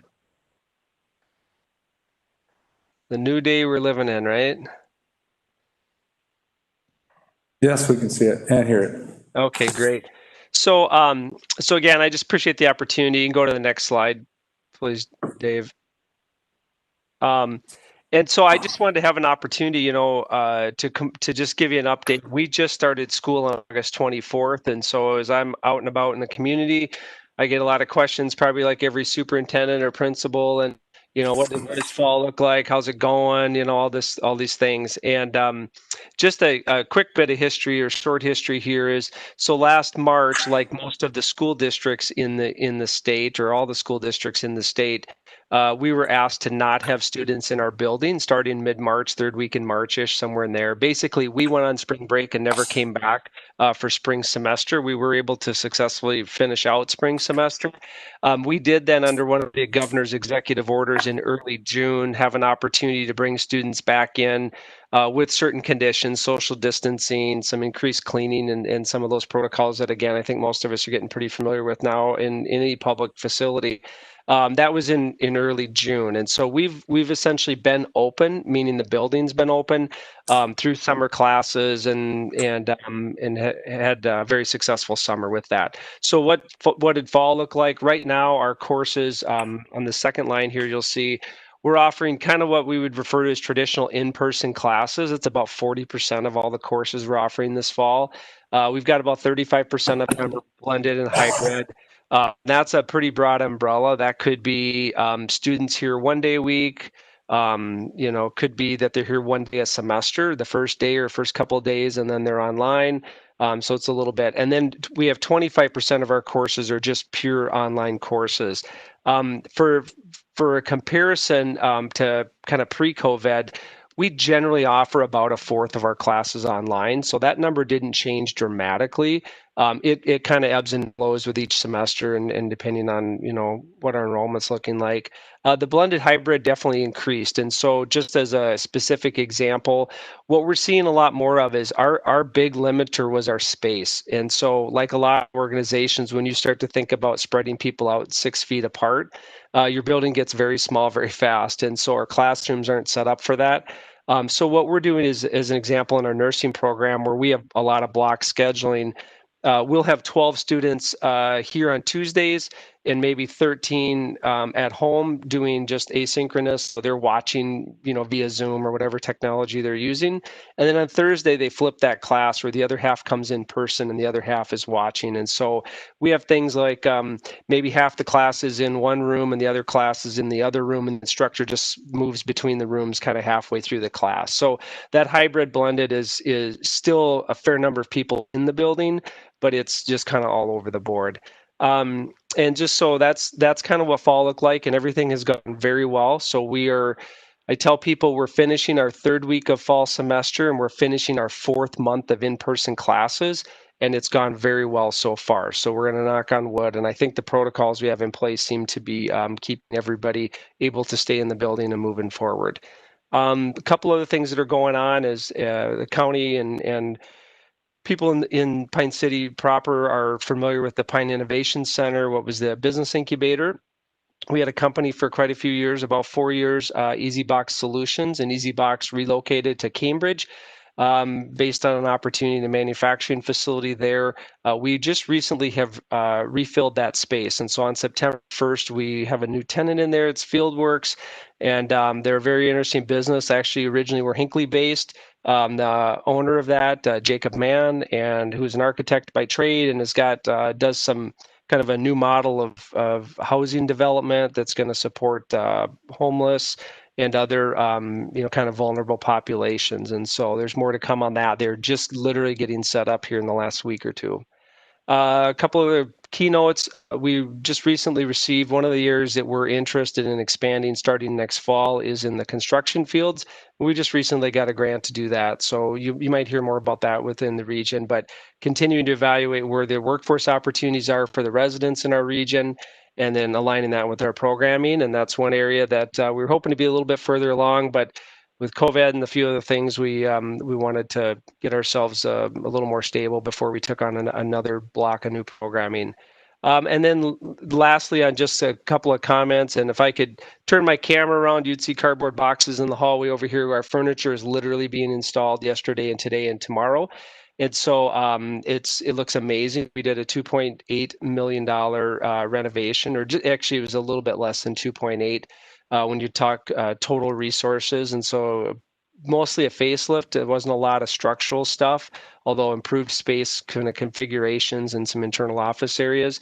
And so we're really excited about that. It's fun to see students starting to use a brand new cafeteria and some soft learning spaces, and especially with all the remote learning that students are doing, there's just a lot more options for them to be in the building and use our Wi-Fi and things like that. So those are a few things that are going on, and we'll move to the next slide.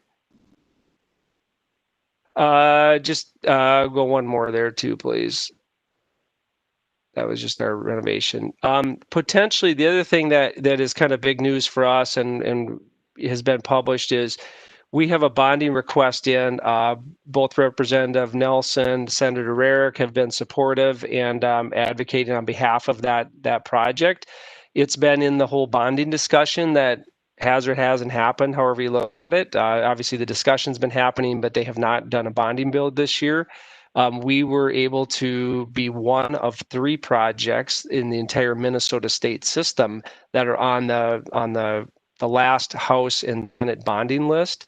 And so we're hoping that maybe there's been some talk in the newspaper about maybe the 21st or 23rd or something of September that the bonding bill might come back up. So we're very close. What that would do for us is get us planning money. And then in the next phase or in 2 years, then we would go for full construction money to expand in our career technical lab areas. It'd be approximately a $15 million addition to the building and add about 30,000 square feet for training space for us. That's one of the areas that we're feeling a lot of pinch, and we want to expand programs.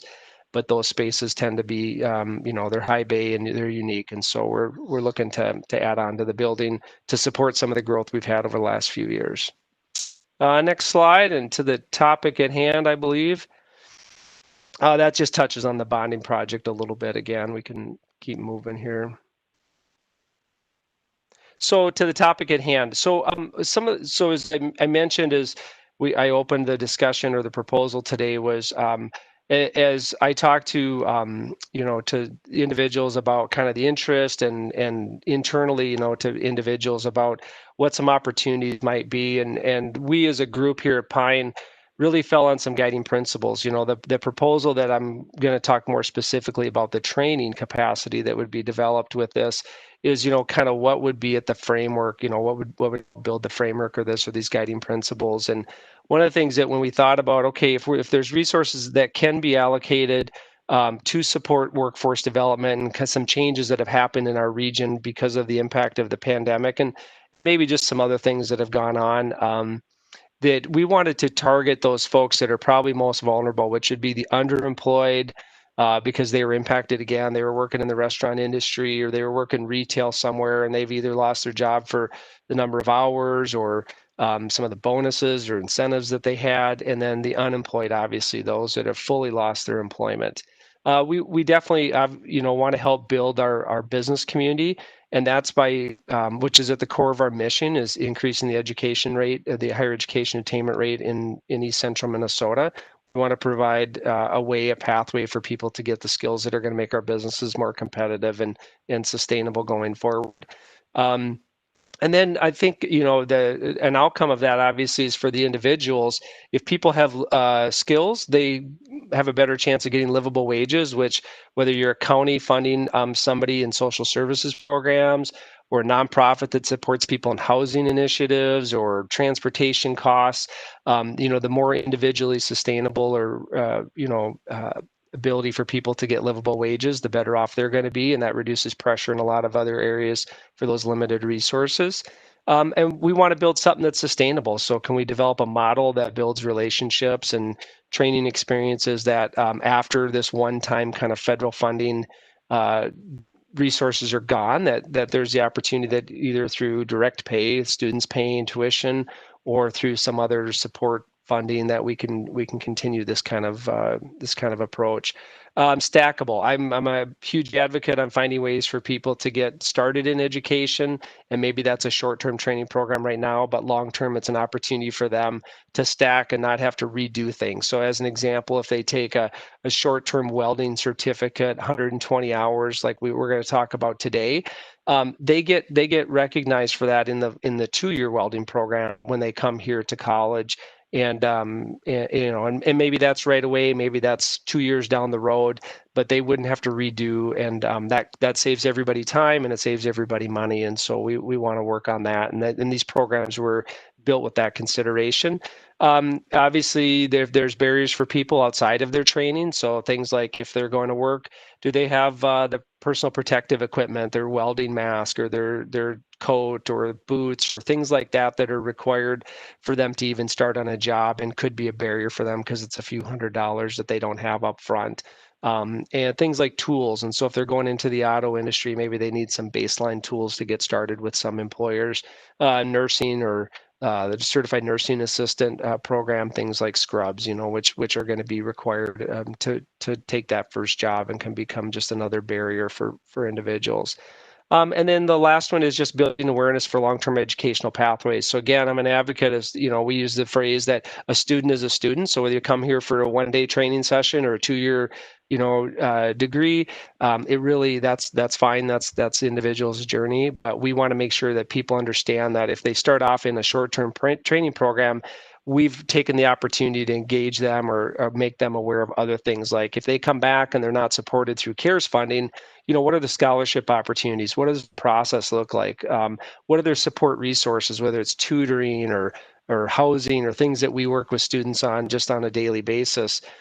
Do they understand that those are available? That's just part of that educational process, especially for students that are first generation students, or maybe students that are more vulnerable and just don't really understand how all that works in those processes in a public institution. And so what we try to do, and the way we do that, is we align our processes. So the forms you might use to apply and get set up into this type of a training program, we try to visually and kind of mechanically align those very closely to our more traditional processes. Just so if people then decide to apply for a nursing program after their certified nursing assistant program here, it's just going to feel a lot easier, and they're going to have an awareness about that. So those are just some of the guiding principles and backgrounds. So when we talk about the programs, you understand a little bit about how we came up with them, why we came up with them. And so if we could go to the next slide. So just, the title on this and the proposal is just to develop a series of courses, and we turned them WorkFast training. It's really, we understand that a lot of people that are either underemployed or unemployed, they don't have 2 years to hold off on their rent or figure out their food, resources, or all these other things that put pressure on all families. We want to get them in and get them out and get them working. And again, some people might choose to go on, but at least they have some sort of a credential that would allow them to start applying for positions.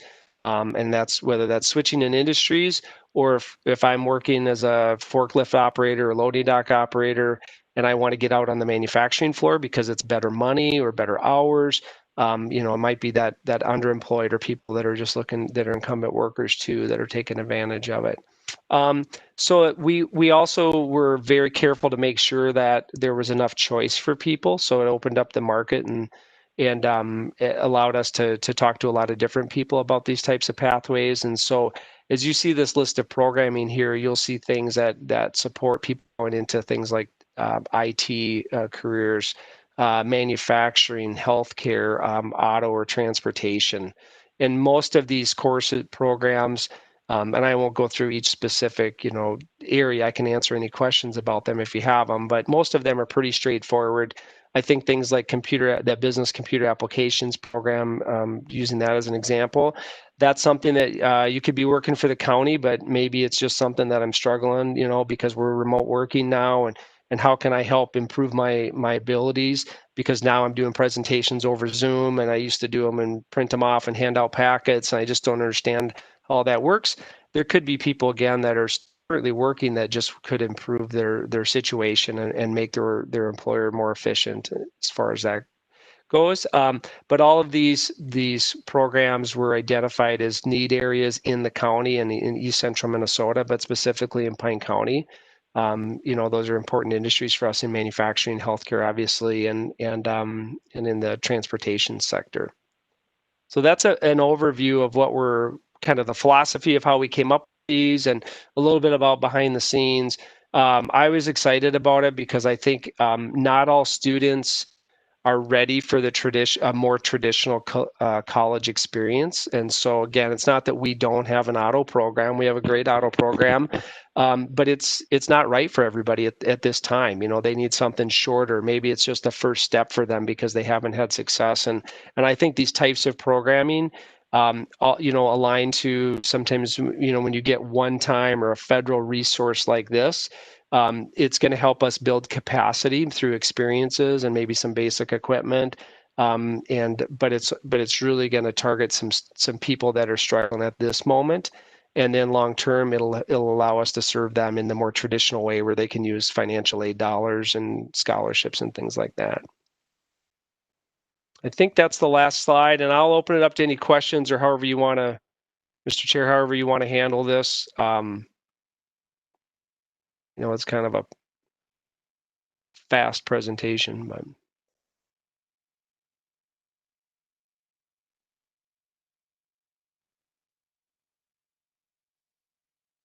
Mr. Chair.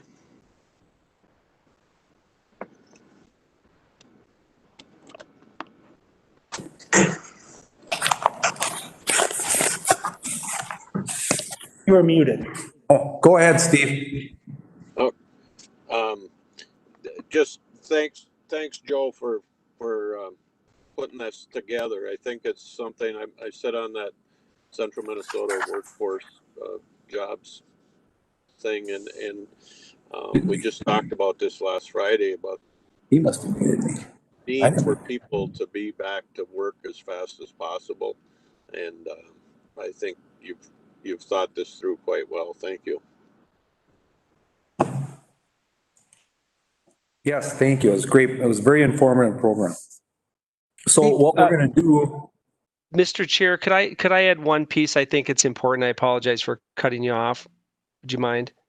yes, go right ahead. The one thing I didn't mention too that's important is, the critical part is if this program is supported and it moves forward is going to be the recruiting side. And I think this is where the partnership with Pine County, and whether it's some of the social service agencies, the Mille Lacs Band of Ojibwe as an example, other nonprofit, organizations through the county, that's our first step, is to reach out to people and make sure that everybody can use this in their kind of day-to-day work that they're doing, trying to help people out. So I didn't talk about that partnership piece. All right, great, thank you. So what we're gonna do is we'll go on to the CARES Act funding distribution update, and then what we'll do is we'll vote on each individual item after Administrator Menke's done with that part. So, okay? Mr. Chair, members of the board, thank you. Hopefully that makes sense, because there's a number of moving pieces that it might be helpful to get the overall sense of direction and then consider each of the programs or recommendations. And so in your packet, there was the agenda request that had the chart of the uses and initial allocation of the funds. And so if you're looking at that, I'm going to work off of that to begin with. And I remember when this was first rolled out over the summer, I think it was Commissioner Ludwig specifically requested that this come back and that changes be considered as we learned about the needs in the community and as we started to understand the program better. And so this is that conversation. And so we had contingency that I am proposing would remain. We have a county amount that I am proposing no change to at this point. There's the reserve for the small townships and cities, and that is remaining. And then we have the lakes and pines. And if you look across, you can see that we had allocated 50,000 and that we have expended that 50,000. There's the family pathways food support. We had the initial allocation of 30,000 and we have expended that 30,000. Then we have the business assistance program, and you'll see that we have expended $333,000 year to date. There's another round of funding that is going out with that. On the business assistance program, we are planning to open round 2 this week and leave that open through the end of September, through the end of September. And you'll see the initial allocation was 1.8 million. And I am proposing that we reallocate $230,000 of that. So we would still have 1.57 million in the business program. In the nonprofit program that is open right now, it closes at the end of the week. One of the adjustments that we have made on that program is we have expanded it to include lost revenue. So if a nonprofit would have had a fundraiser and they couldn't do that fundraiser because of the pandemic, we are allowing them to submit a comparative year over year as an estimate of their losses. And we're allowing the CARES Act funds to be used to make that up. And we believe that's going to help many of the small nonprofits in Pine County who weren't able to hold their fundraisers. Could we take a question in the middle? Oh, absolutely. So that was the main reason that when I did say, yeah, I would like to come back to this, like on the business assistance, will they be able to do a loss revenue? And then when I suppose there's a way you guys have to figure it out, but let's say you're a 1 employee shop and COVID shuts you down, you lose everything. So how can you set a parameter for some, for revenue lost in a business? So in answer to your question, Commissioner Ludwig, yes, we could potentially consider lost revenue for businesses. At this point, we're planning to open round 2 and leave that open through the end of September. And then in early October, do a reassessment of how, what requests did we get that we were able to fund? Which business requests weren't we able to fund, or what feedback did we get from businesses? And then consider adjusting the program and doing a third round. And so we had always contemplated 3 rounds of business assistance. And so we would have that opportunity in early October. And then if we wanted to make adjustments, we could do that. Okay, thank you. And then on the HHS direct assistance, that $10,000 that's been expended year to date represents $2,500 to each of the 4 main school districts in the county. And school districts have approached the county with requests for funding, and so that's another entity that we will have to give consideration to in the future. The library, ECRL, we've funded them $10,000 for hotspots. They also have a current request in, if you look further on that same page, it's a total of $57,957.07. And in reviewing that, the only item that I question is the video conference piece at $5,000. And I look at our meeting today, and most people have joined with a laptop or mobile device. Nobody has joined using video conference equipment in a conference room. In the room that we're set up in here in the North Pine Government Center, it's a portable video and audio system. And so it just seems that what we've learned in the pandemic is a laptop or a mobile device and an internet connection is what you need versus a hardwired in-room video conferencing system. And I know Commissioner Moore represents the county on the library board, and I don't know if he has thoughts or wants to share them now or later, but I'll take a pause to see if Commissioner Moore, if you have any thoughts on the library's request. Yeah, we did have a meeting yesterday, and she did talk a little bit about that stuff, and it kind of sounded like from my, I didn't ask the question, but the way it sounded was we could kind of take or not take whatever. It was just kind of a proposal out there. So, if we didn't think that was, money well spent or whatever, we could fund whatever we wanted of that type of stuff. So, and I think what you said is a good example. I mean, I'd be more inclined to buy a couple of iPads to rent out, or to have them take out for video or for meetings than having that kind of, like you said, the video conferencing.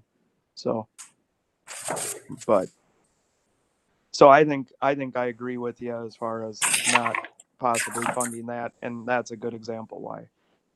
And thank you. And just to expand on what Commissioner Moore was saying, if you look on your sheet, if you see the invoice costs, that $8,000, those are already spent. All of the other costs can be done on an individual county basis. The regional cost recovery, if all counties do not do it, it cannot move forward because it's a uniform system throughout the entire library. And so that one would be contingent upon the other counties funding it, but the other ones are all individual decisions, like Commissioner Moore was saying. Getting back to the chart, there's, we just had the presentation on the WorkFast program, and so the proposed funding amount for that is $120,000. We have a proposal to fund phase with $100,000. Tim Schmetzer, the executive director, is on the call if there were any questions for him. But I do know that he and Pat Meekum, our adult services supervisor, have been in regular contact on the program impacts and the cost impacts and the value that phase adds to the community with the supported employment. And then the two additions were the Historical Society, which I am recommending we fund them at $50,000, and then the Agricultural Society or Fair Board, and I recommend we fund them at $25,000. And so I think that covers all of the requests. And so I'd be open to any questions or further discussion, and then if there was a consensus, we could move through with the approvals if you were inclined. David, I have one question. The nonprofits like, little childcare outfits and stuff who are run by a church, they would I assume fall under the nonprofit category. So that closes this Friday. Yes, and thank you for making that distinction, that at this point, we have not included churches generally, but if the church offers a community service, that could be a potential. Okay, thank you. Anyone else have any questions, or we'll move on to taking these under considerations? Okay, we'll start off with item A, and that will be the Pine Technical Community College WorkFest program request for $120,000. And Mr. Chair, if I could just make a note on that. Yep. We do have a proposed contract with Pine Technical and Community College. Yep. The county attorney has given a preliminary review this morning, and there's a couple of things that we would want to add to it with the identification of the CARES Act funding and the need to have unspent funds returned to the county by November 30th. And so if you were inclined, if you could, in the approval of this program, also approve the contract contingent upon the county attorney's legal review and authorize the county administrator to sign it, that would keep this rolling without having to come back to the board for a separate approval on that. Okay, I'll be looking for a motion on that. Steve Holland will move that. Morrell, second. Any further discussion? Mr. Chair, I would just like to make a comment. I sat in on that, the initial when Joe and his team proposed what they were gonna do. And I would just like to, I think Commissioner Holland had made the comment too. I really appreciate having resource like Pine Technical and Community College in our backyard for an organization to come up with something like this so fast that will be almost instantly impactful to the community, I think is just awesome. And we can but we can help fund this and get it rolling, I think is just going to be a great add to the community. So I just appreciate Joe and your team, and I'm excited to get this going. So thank you. Thank you. Okay, any further comments or discussion? Okay, we have a motion and a second. Hearing none further, clerk will call the roll.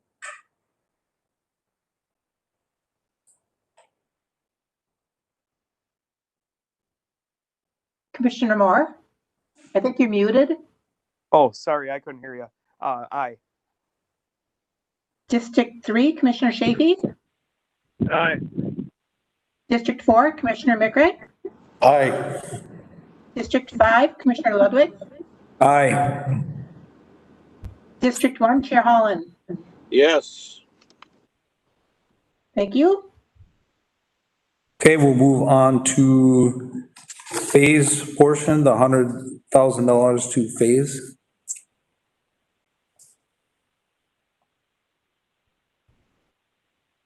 Moore will make a motion. Okay, Chafee, second. okay, motion and second.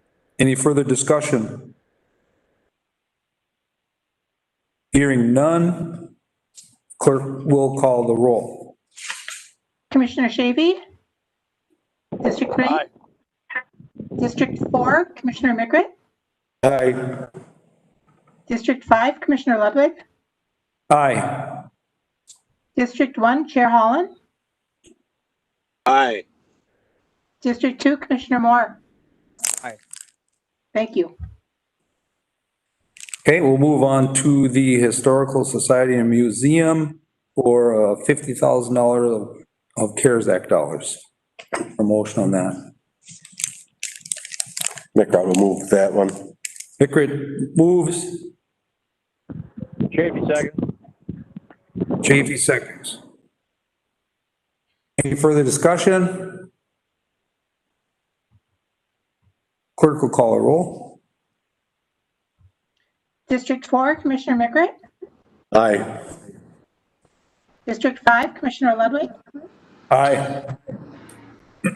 1, Chair Holland? I believe I have to recuse myself because I'm a member of the Historical Society. Okay. District 2, Commissioner Moore? Aye. District 3, Commissioner Shavy? Aye. Thank you. Okay, we'll move on to the Pine County Agricultural Society for $25,000 of CARES Act funds. Chafee moves that. Motion Chafee, McCrowd second. second Mickert. Any further discussion? The clerk will call a roll. District 5, Commissioner Ludwig? Aye. District 1, Chair Holland? I will recuse myself again. Okay. District 2, Commissioner Moore? Aye. District 3, Commissioner Shavy? Aye. District 4, Commissioner Mickert? Aye. Thank you. And Mr. Chair, just to make a note, Commissioner Holland abstained because he's a member of the Fair Board. Yep. I think you said that, didn't he? Oh, he may have, I just didn't hear it. Oh, okay. All right, thank you. And I think that covers all the CARES Act, right? The library. What's that? The library? Oh, okay, the library. I thought, I couldn't find my notes. And so, We'll move on to the library. and so the full amount was $57,957.07. The amount without the video conference was $52,957.07. Okay, so I don't know if everybody heard that. We'll move on to the library portion, but we're going the CARES Act request. We're going to remove the 5,000 video conference from their request, which will bring it down to $52,957.07. Motion on that. Mr. Chair, I have a quick question. I was just thinking. Go ahead.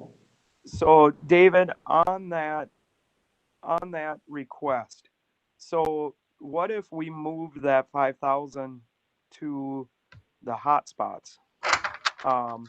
Either to more or whatever. I don't know, maybe that's too much in them. But I'm just looking at maybe still funneling some of that money to the library, or is that something maybe we should talk about a little later, or maybe we have enough funded towards them? I don't know. Just a thought, I was just thinking.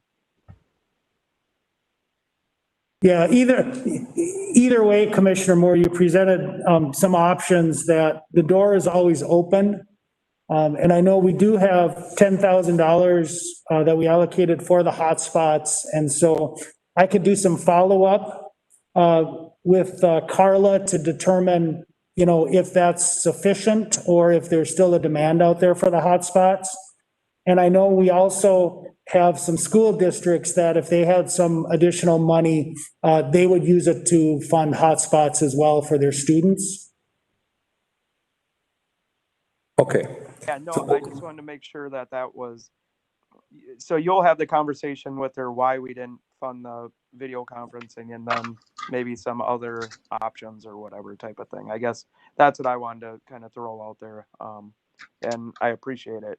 With that, I will make the motion to approve without the video conferencing.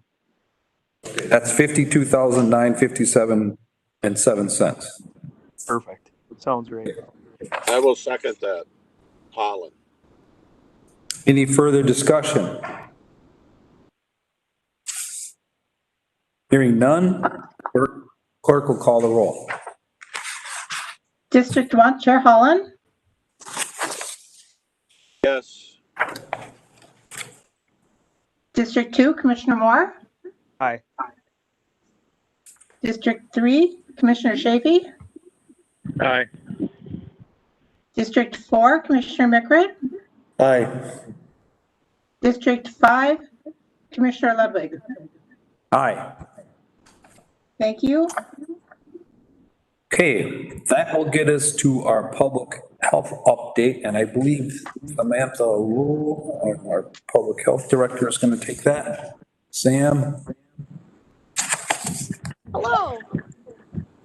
Yes, I just wanted to stop in and give a brief update that right now we're sitting at 183 cases in Pine County. We have steadily increased our average amount of cases we're having over a span of time. And so that'll be interesting with schools as we continue to see this uptick in average cases. But we've been meeting with them regularly to kind of monitor the data, see where we're going. We've had pretty consistent daily connections with at least one superintendent since school started with explaining who needs to stay home, how long do they have to stay home, things like that. So we've been readily available to them so that we can answer their questions right away and make sure that if somebody's sick that they are going home right away. In Pine County, you're going to see a significant increase in our cases over the next few days because we're seeing an outbreak at FCI in Sandstone. So that you will see our numbers increase tomorrow and then as well as Thursday. It takes them some time to put all the data in. So we'll see our numbers increase. That will impact the official numbers that we look at for schools, but we can play on the back end, kind of look at the data and go, okay, we know how many cases are in the prison and look at the more overall community spread, and we can make decisions that way about school models and things like that. Minnesota, we're sitting at 85,351 cases. There was a point there where a lot of scientists were kind of surprised that we haven't seen the snowball effect that we saw in a lot of other states, because we kind of reached a point where we should tip up into the exponential growth, and we haven't, but we haven't slacked off either. So we're just this kind of steady growth, which is more manageable. So at least we're not Florida. So hopefully we stay that way, keep wearing masks, keep social distancing, and hopefully that'll continue. US is at 6.5 million cases, and India is catching up with us. They're at almost 5 million, but they have a whole lot more people than we do. So we're still winning on the per capita race. And globally, we're at 29 million cases. So it's just, it doesn't stop. The snowball effects keep happening in some areas. And we just need people to not be so exhausted by it that they stop caring and go out to a wedding with 200 people and nobody wears masks. And then you end up with 70 cases and ripple effects from it.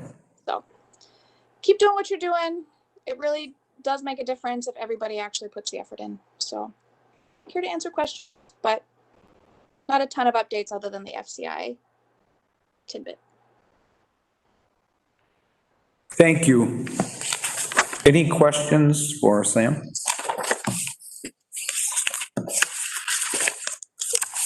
Thank you. We'll move on to our budget discussion.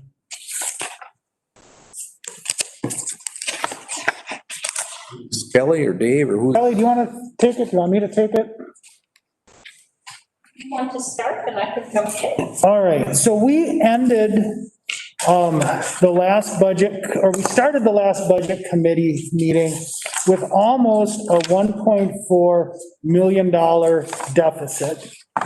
We had some good discussion and identified some savings, and we ended up, after implementing those savings that were identified at the last budget meeting, with a deficit of just shy of $1 million.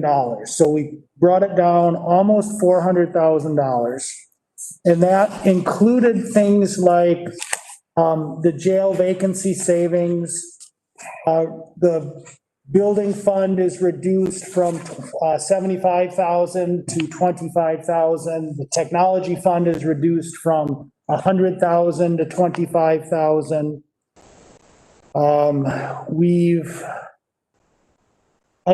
Kelly, are there any other significant changes that got us? That 5% in the jail.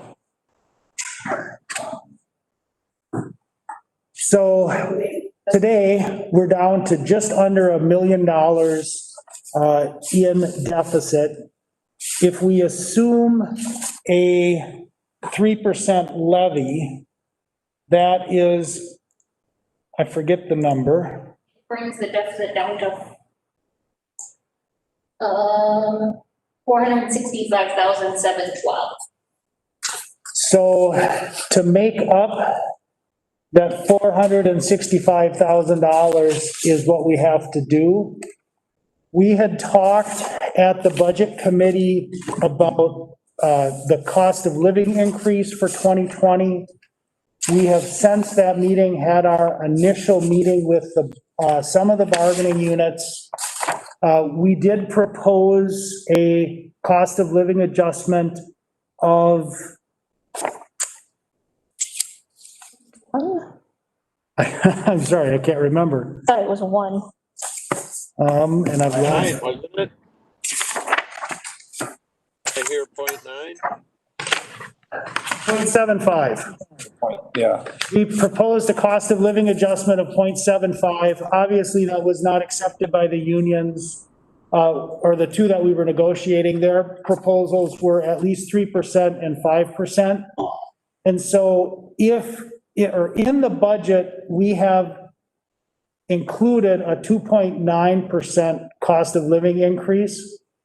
If we reduce that by 2%, that would be over $300,000. So if we got to that 0.75, that reduces our $465,000 to about $165,000. So that is one of the tools that if we do a 3% levy, we need to focus on personnel costs, and it's either reducing the increase that's awarded to employees or decreasing the number of employees, which is another way to save money.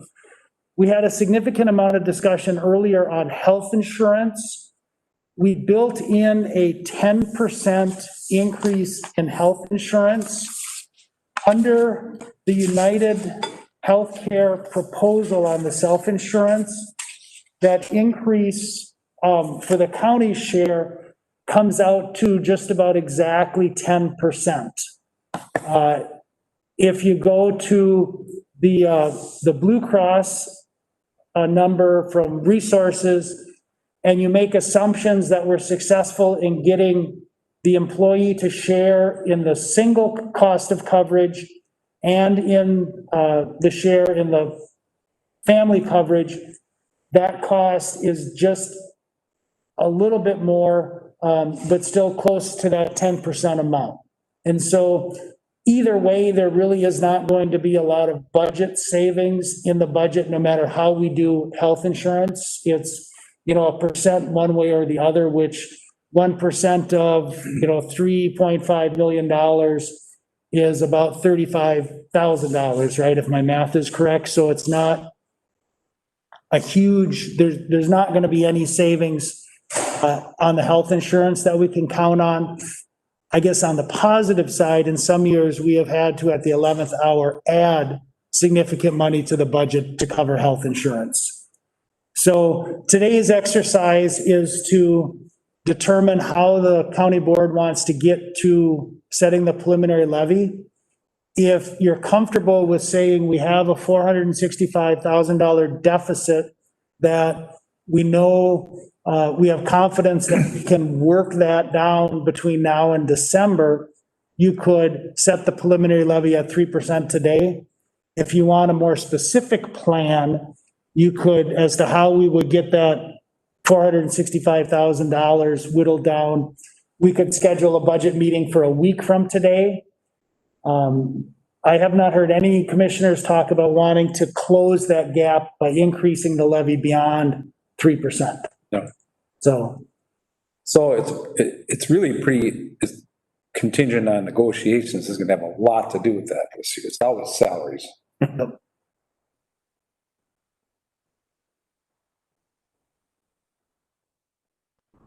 Any comments or questions from the board on how you want to proceed? I think it's pretty clear to me if we give direction to the staff, they will solve the issue. We're the ones that ultimately have to make that decision.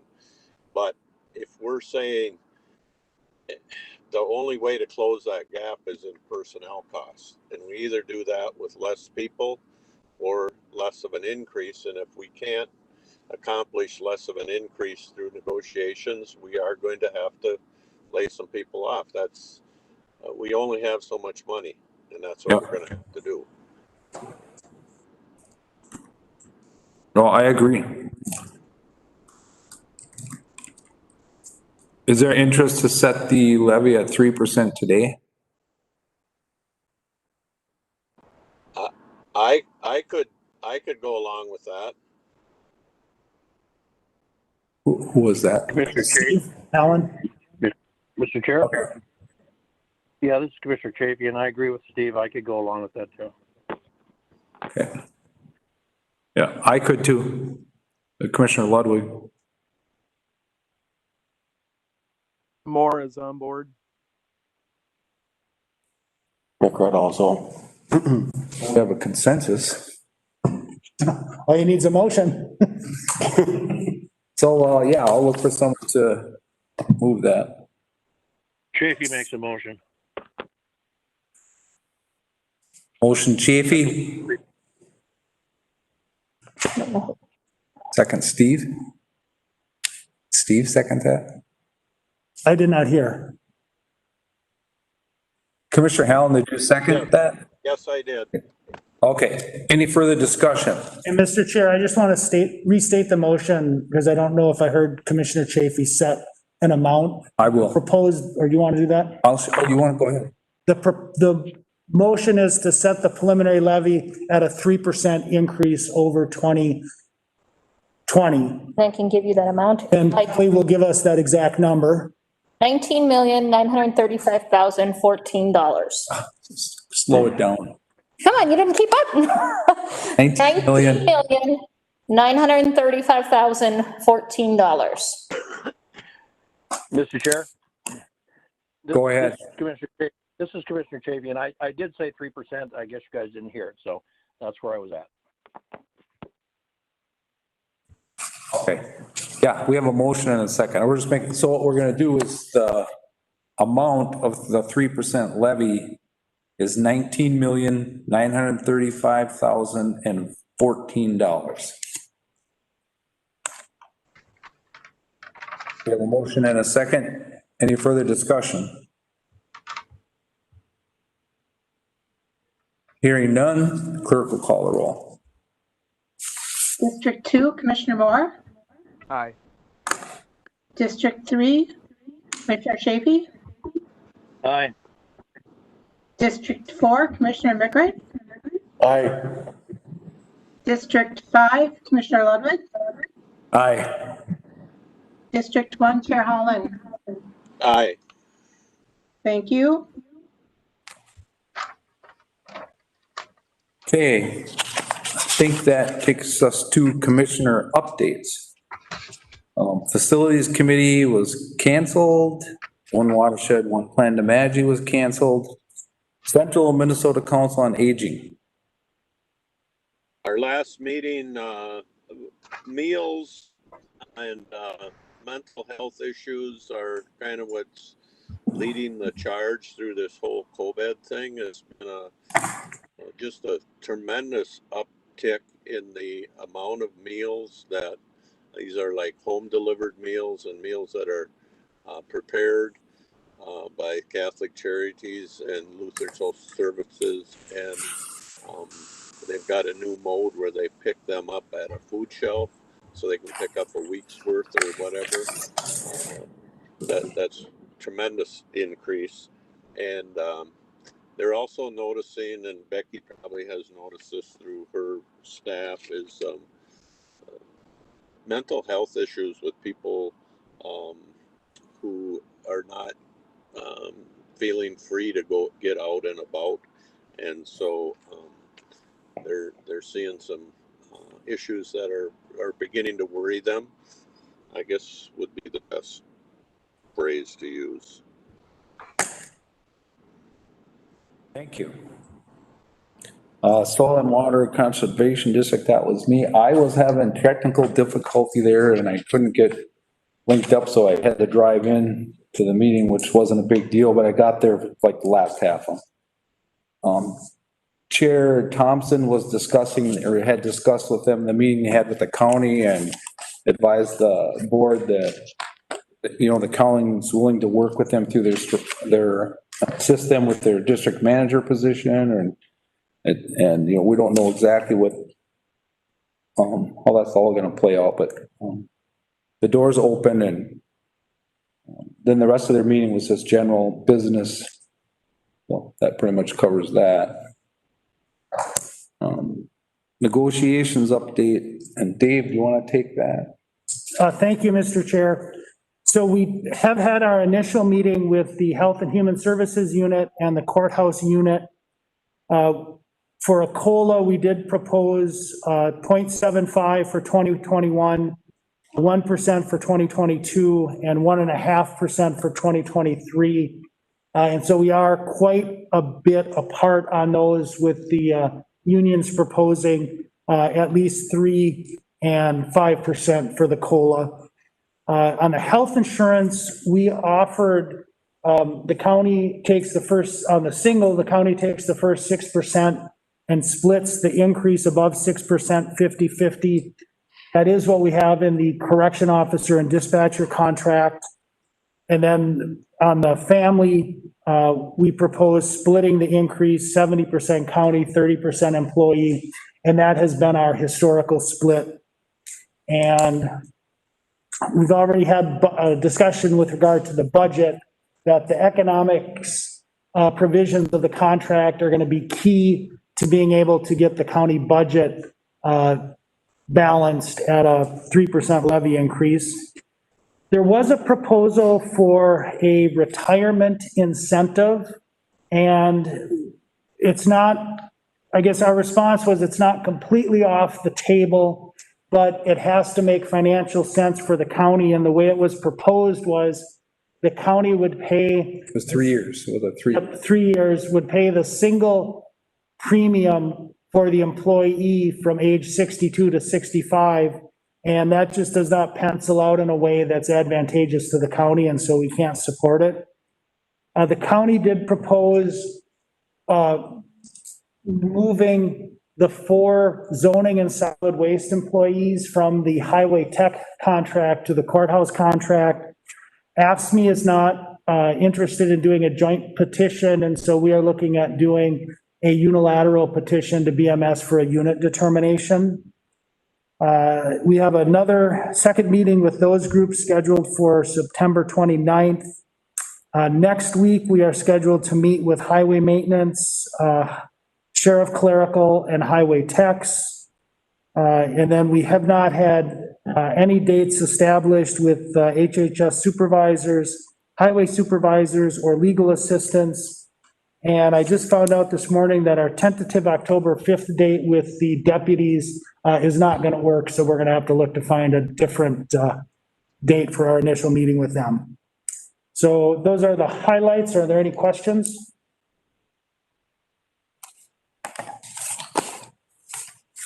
Hearing none, we'll move on to Central Minnesota Jobs and Training Service.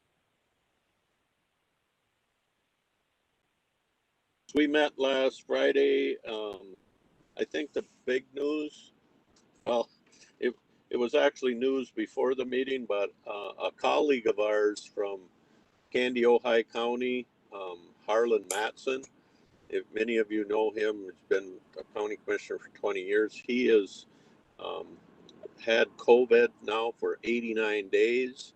It struck him hard. He's a farmer. He tried to go back in the barn. They got a milking parlor. It knocked the socks off him. He can't put 6 milker units on a cow without just about collapsing. He has not enough energy to get back to a chair. Wow. And so he said it's a real deal, folks, when it hits you hard. They have no idea how he caught it. So anyway, the jobs and training part, of course, when unemployment goes up, their job gets busier, and so they're working through the issues, much like any county is the people are working from home as much as they possibly can, and so and the funding always lags the uptick in work, so it's a struggle for them the funding never comes before you need it, and so they're doing some work on faith. So anyway, they'll get through it. It'll work for them. They're used to this. Yeah. Thanks. You want me to go right next on? one? Yeah, East Central Solid Waste. I think the big news for Pine County from that discussion yesterday was that deer carcasses in the past have kind of found their way to a landfill, and we're saying because of chronic wasting disease and due to the fact that when carcasses break down, they have a tendency to plug up the system, is leach it. And so, but chronic wasting disease transfer from one county to the other, it doesn't make sense that we would bring a dumpster full of deer carcasses from a deer processing facility in one county to another county and dump them in a landfill. So those people are going to have to find another way to get rid of their deer carcasses. All right, very good. The other thing is tires. The cost of us, the commission, getting rid of tires has gone up. So we got to raise our fee up accordingly. So cost is going up $1 per tire. That's it. Thank you. East Central Regional Library.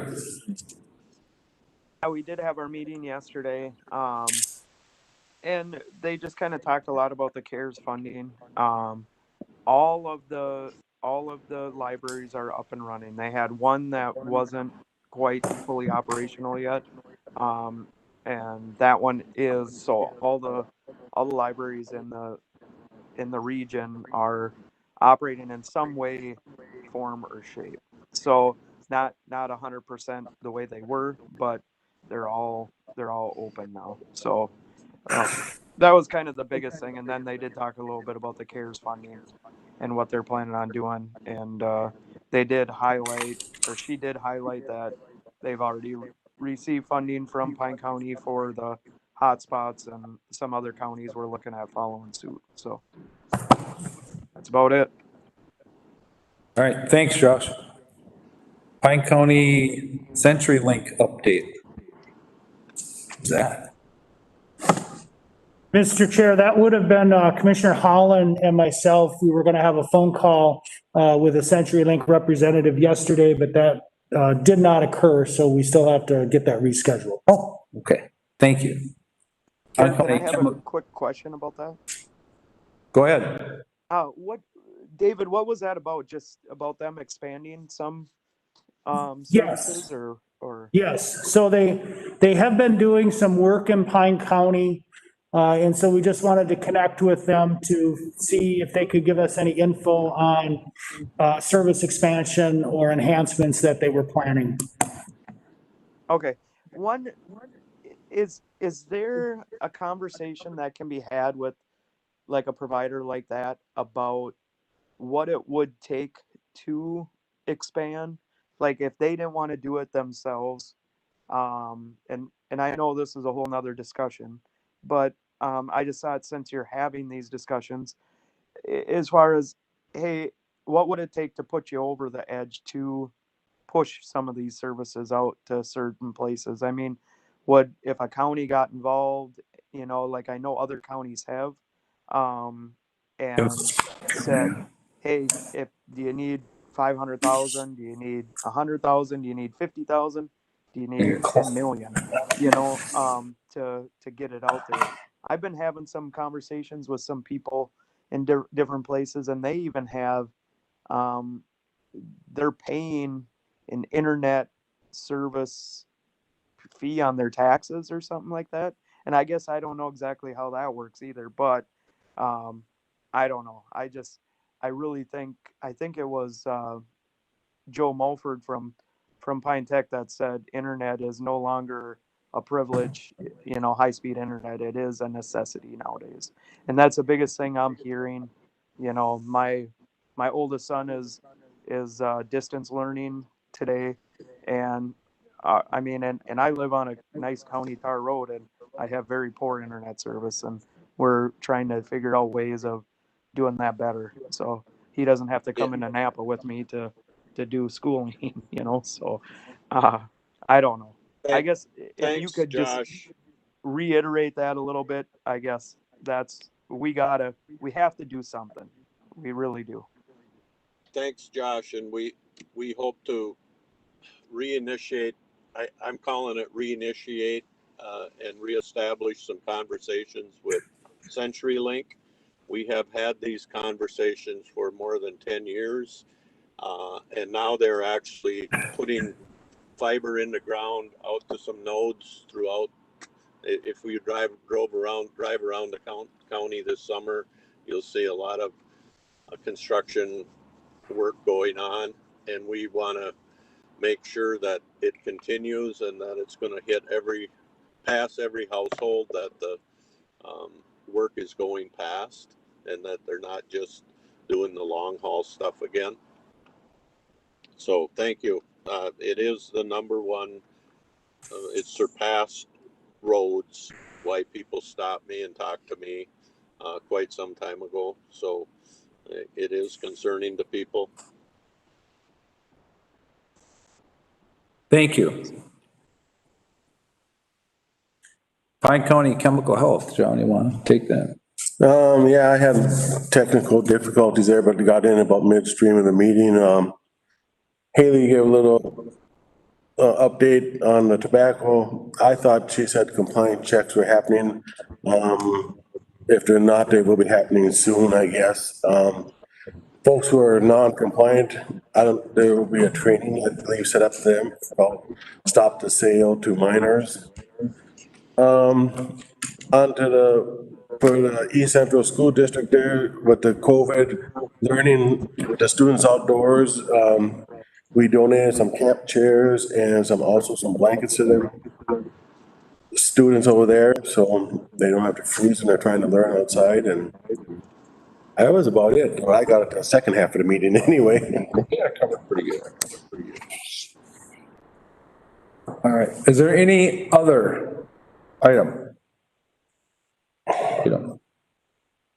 Okay, hearing none, you look at your upcoming meetings, and I think there's still some AMC meetings happening this week if you can get to those online or get registered, so.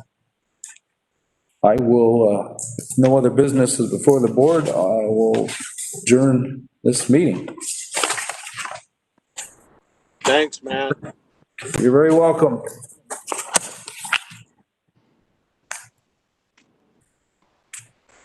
Guys, and Deb, I'll be in a little after this. Or do you take lunch right now then, or? Work to come in at like 2. 2-ish? Sounds good. Okay, we'll see you then. Thanks. Yep, bye. Bye. David, did you make contact with that lady from CenturyLink? I have not. Okay.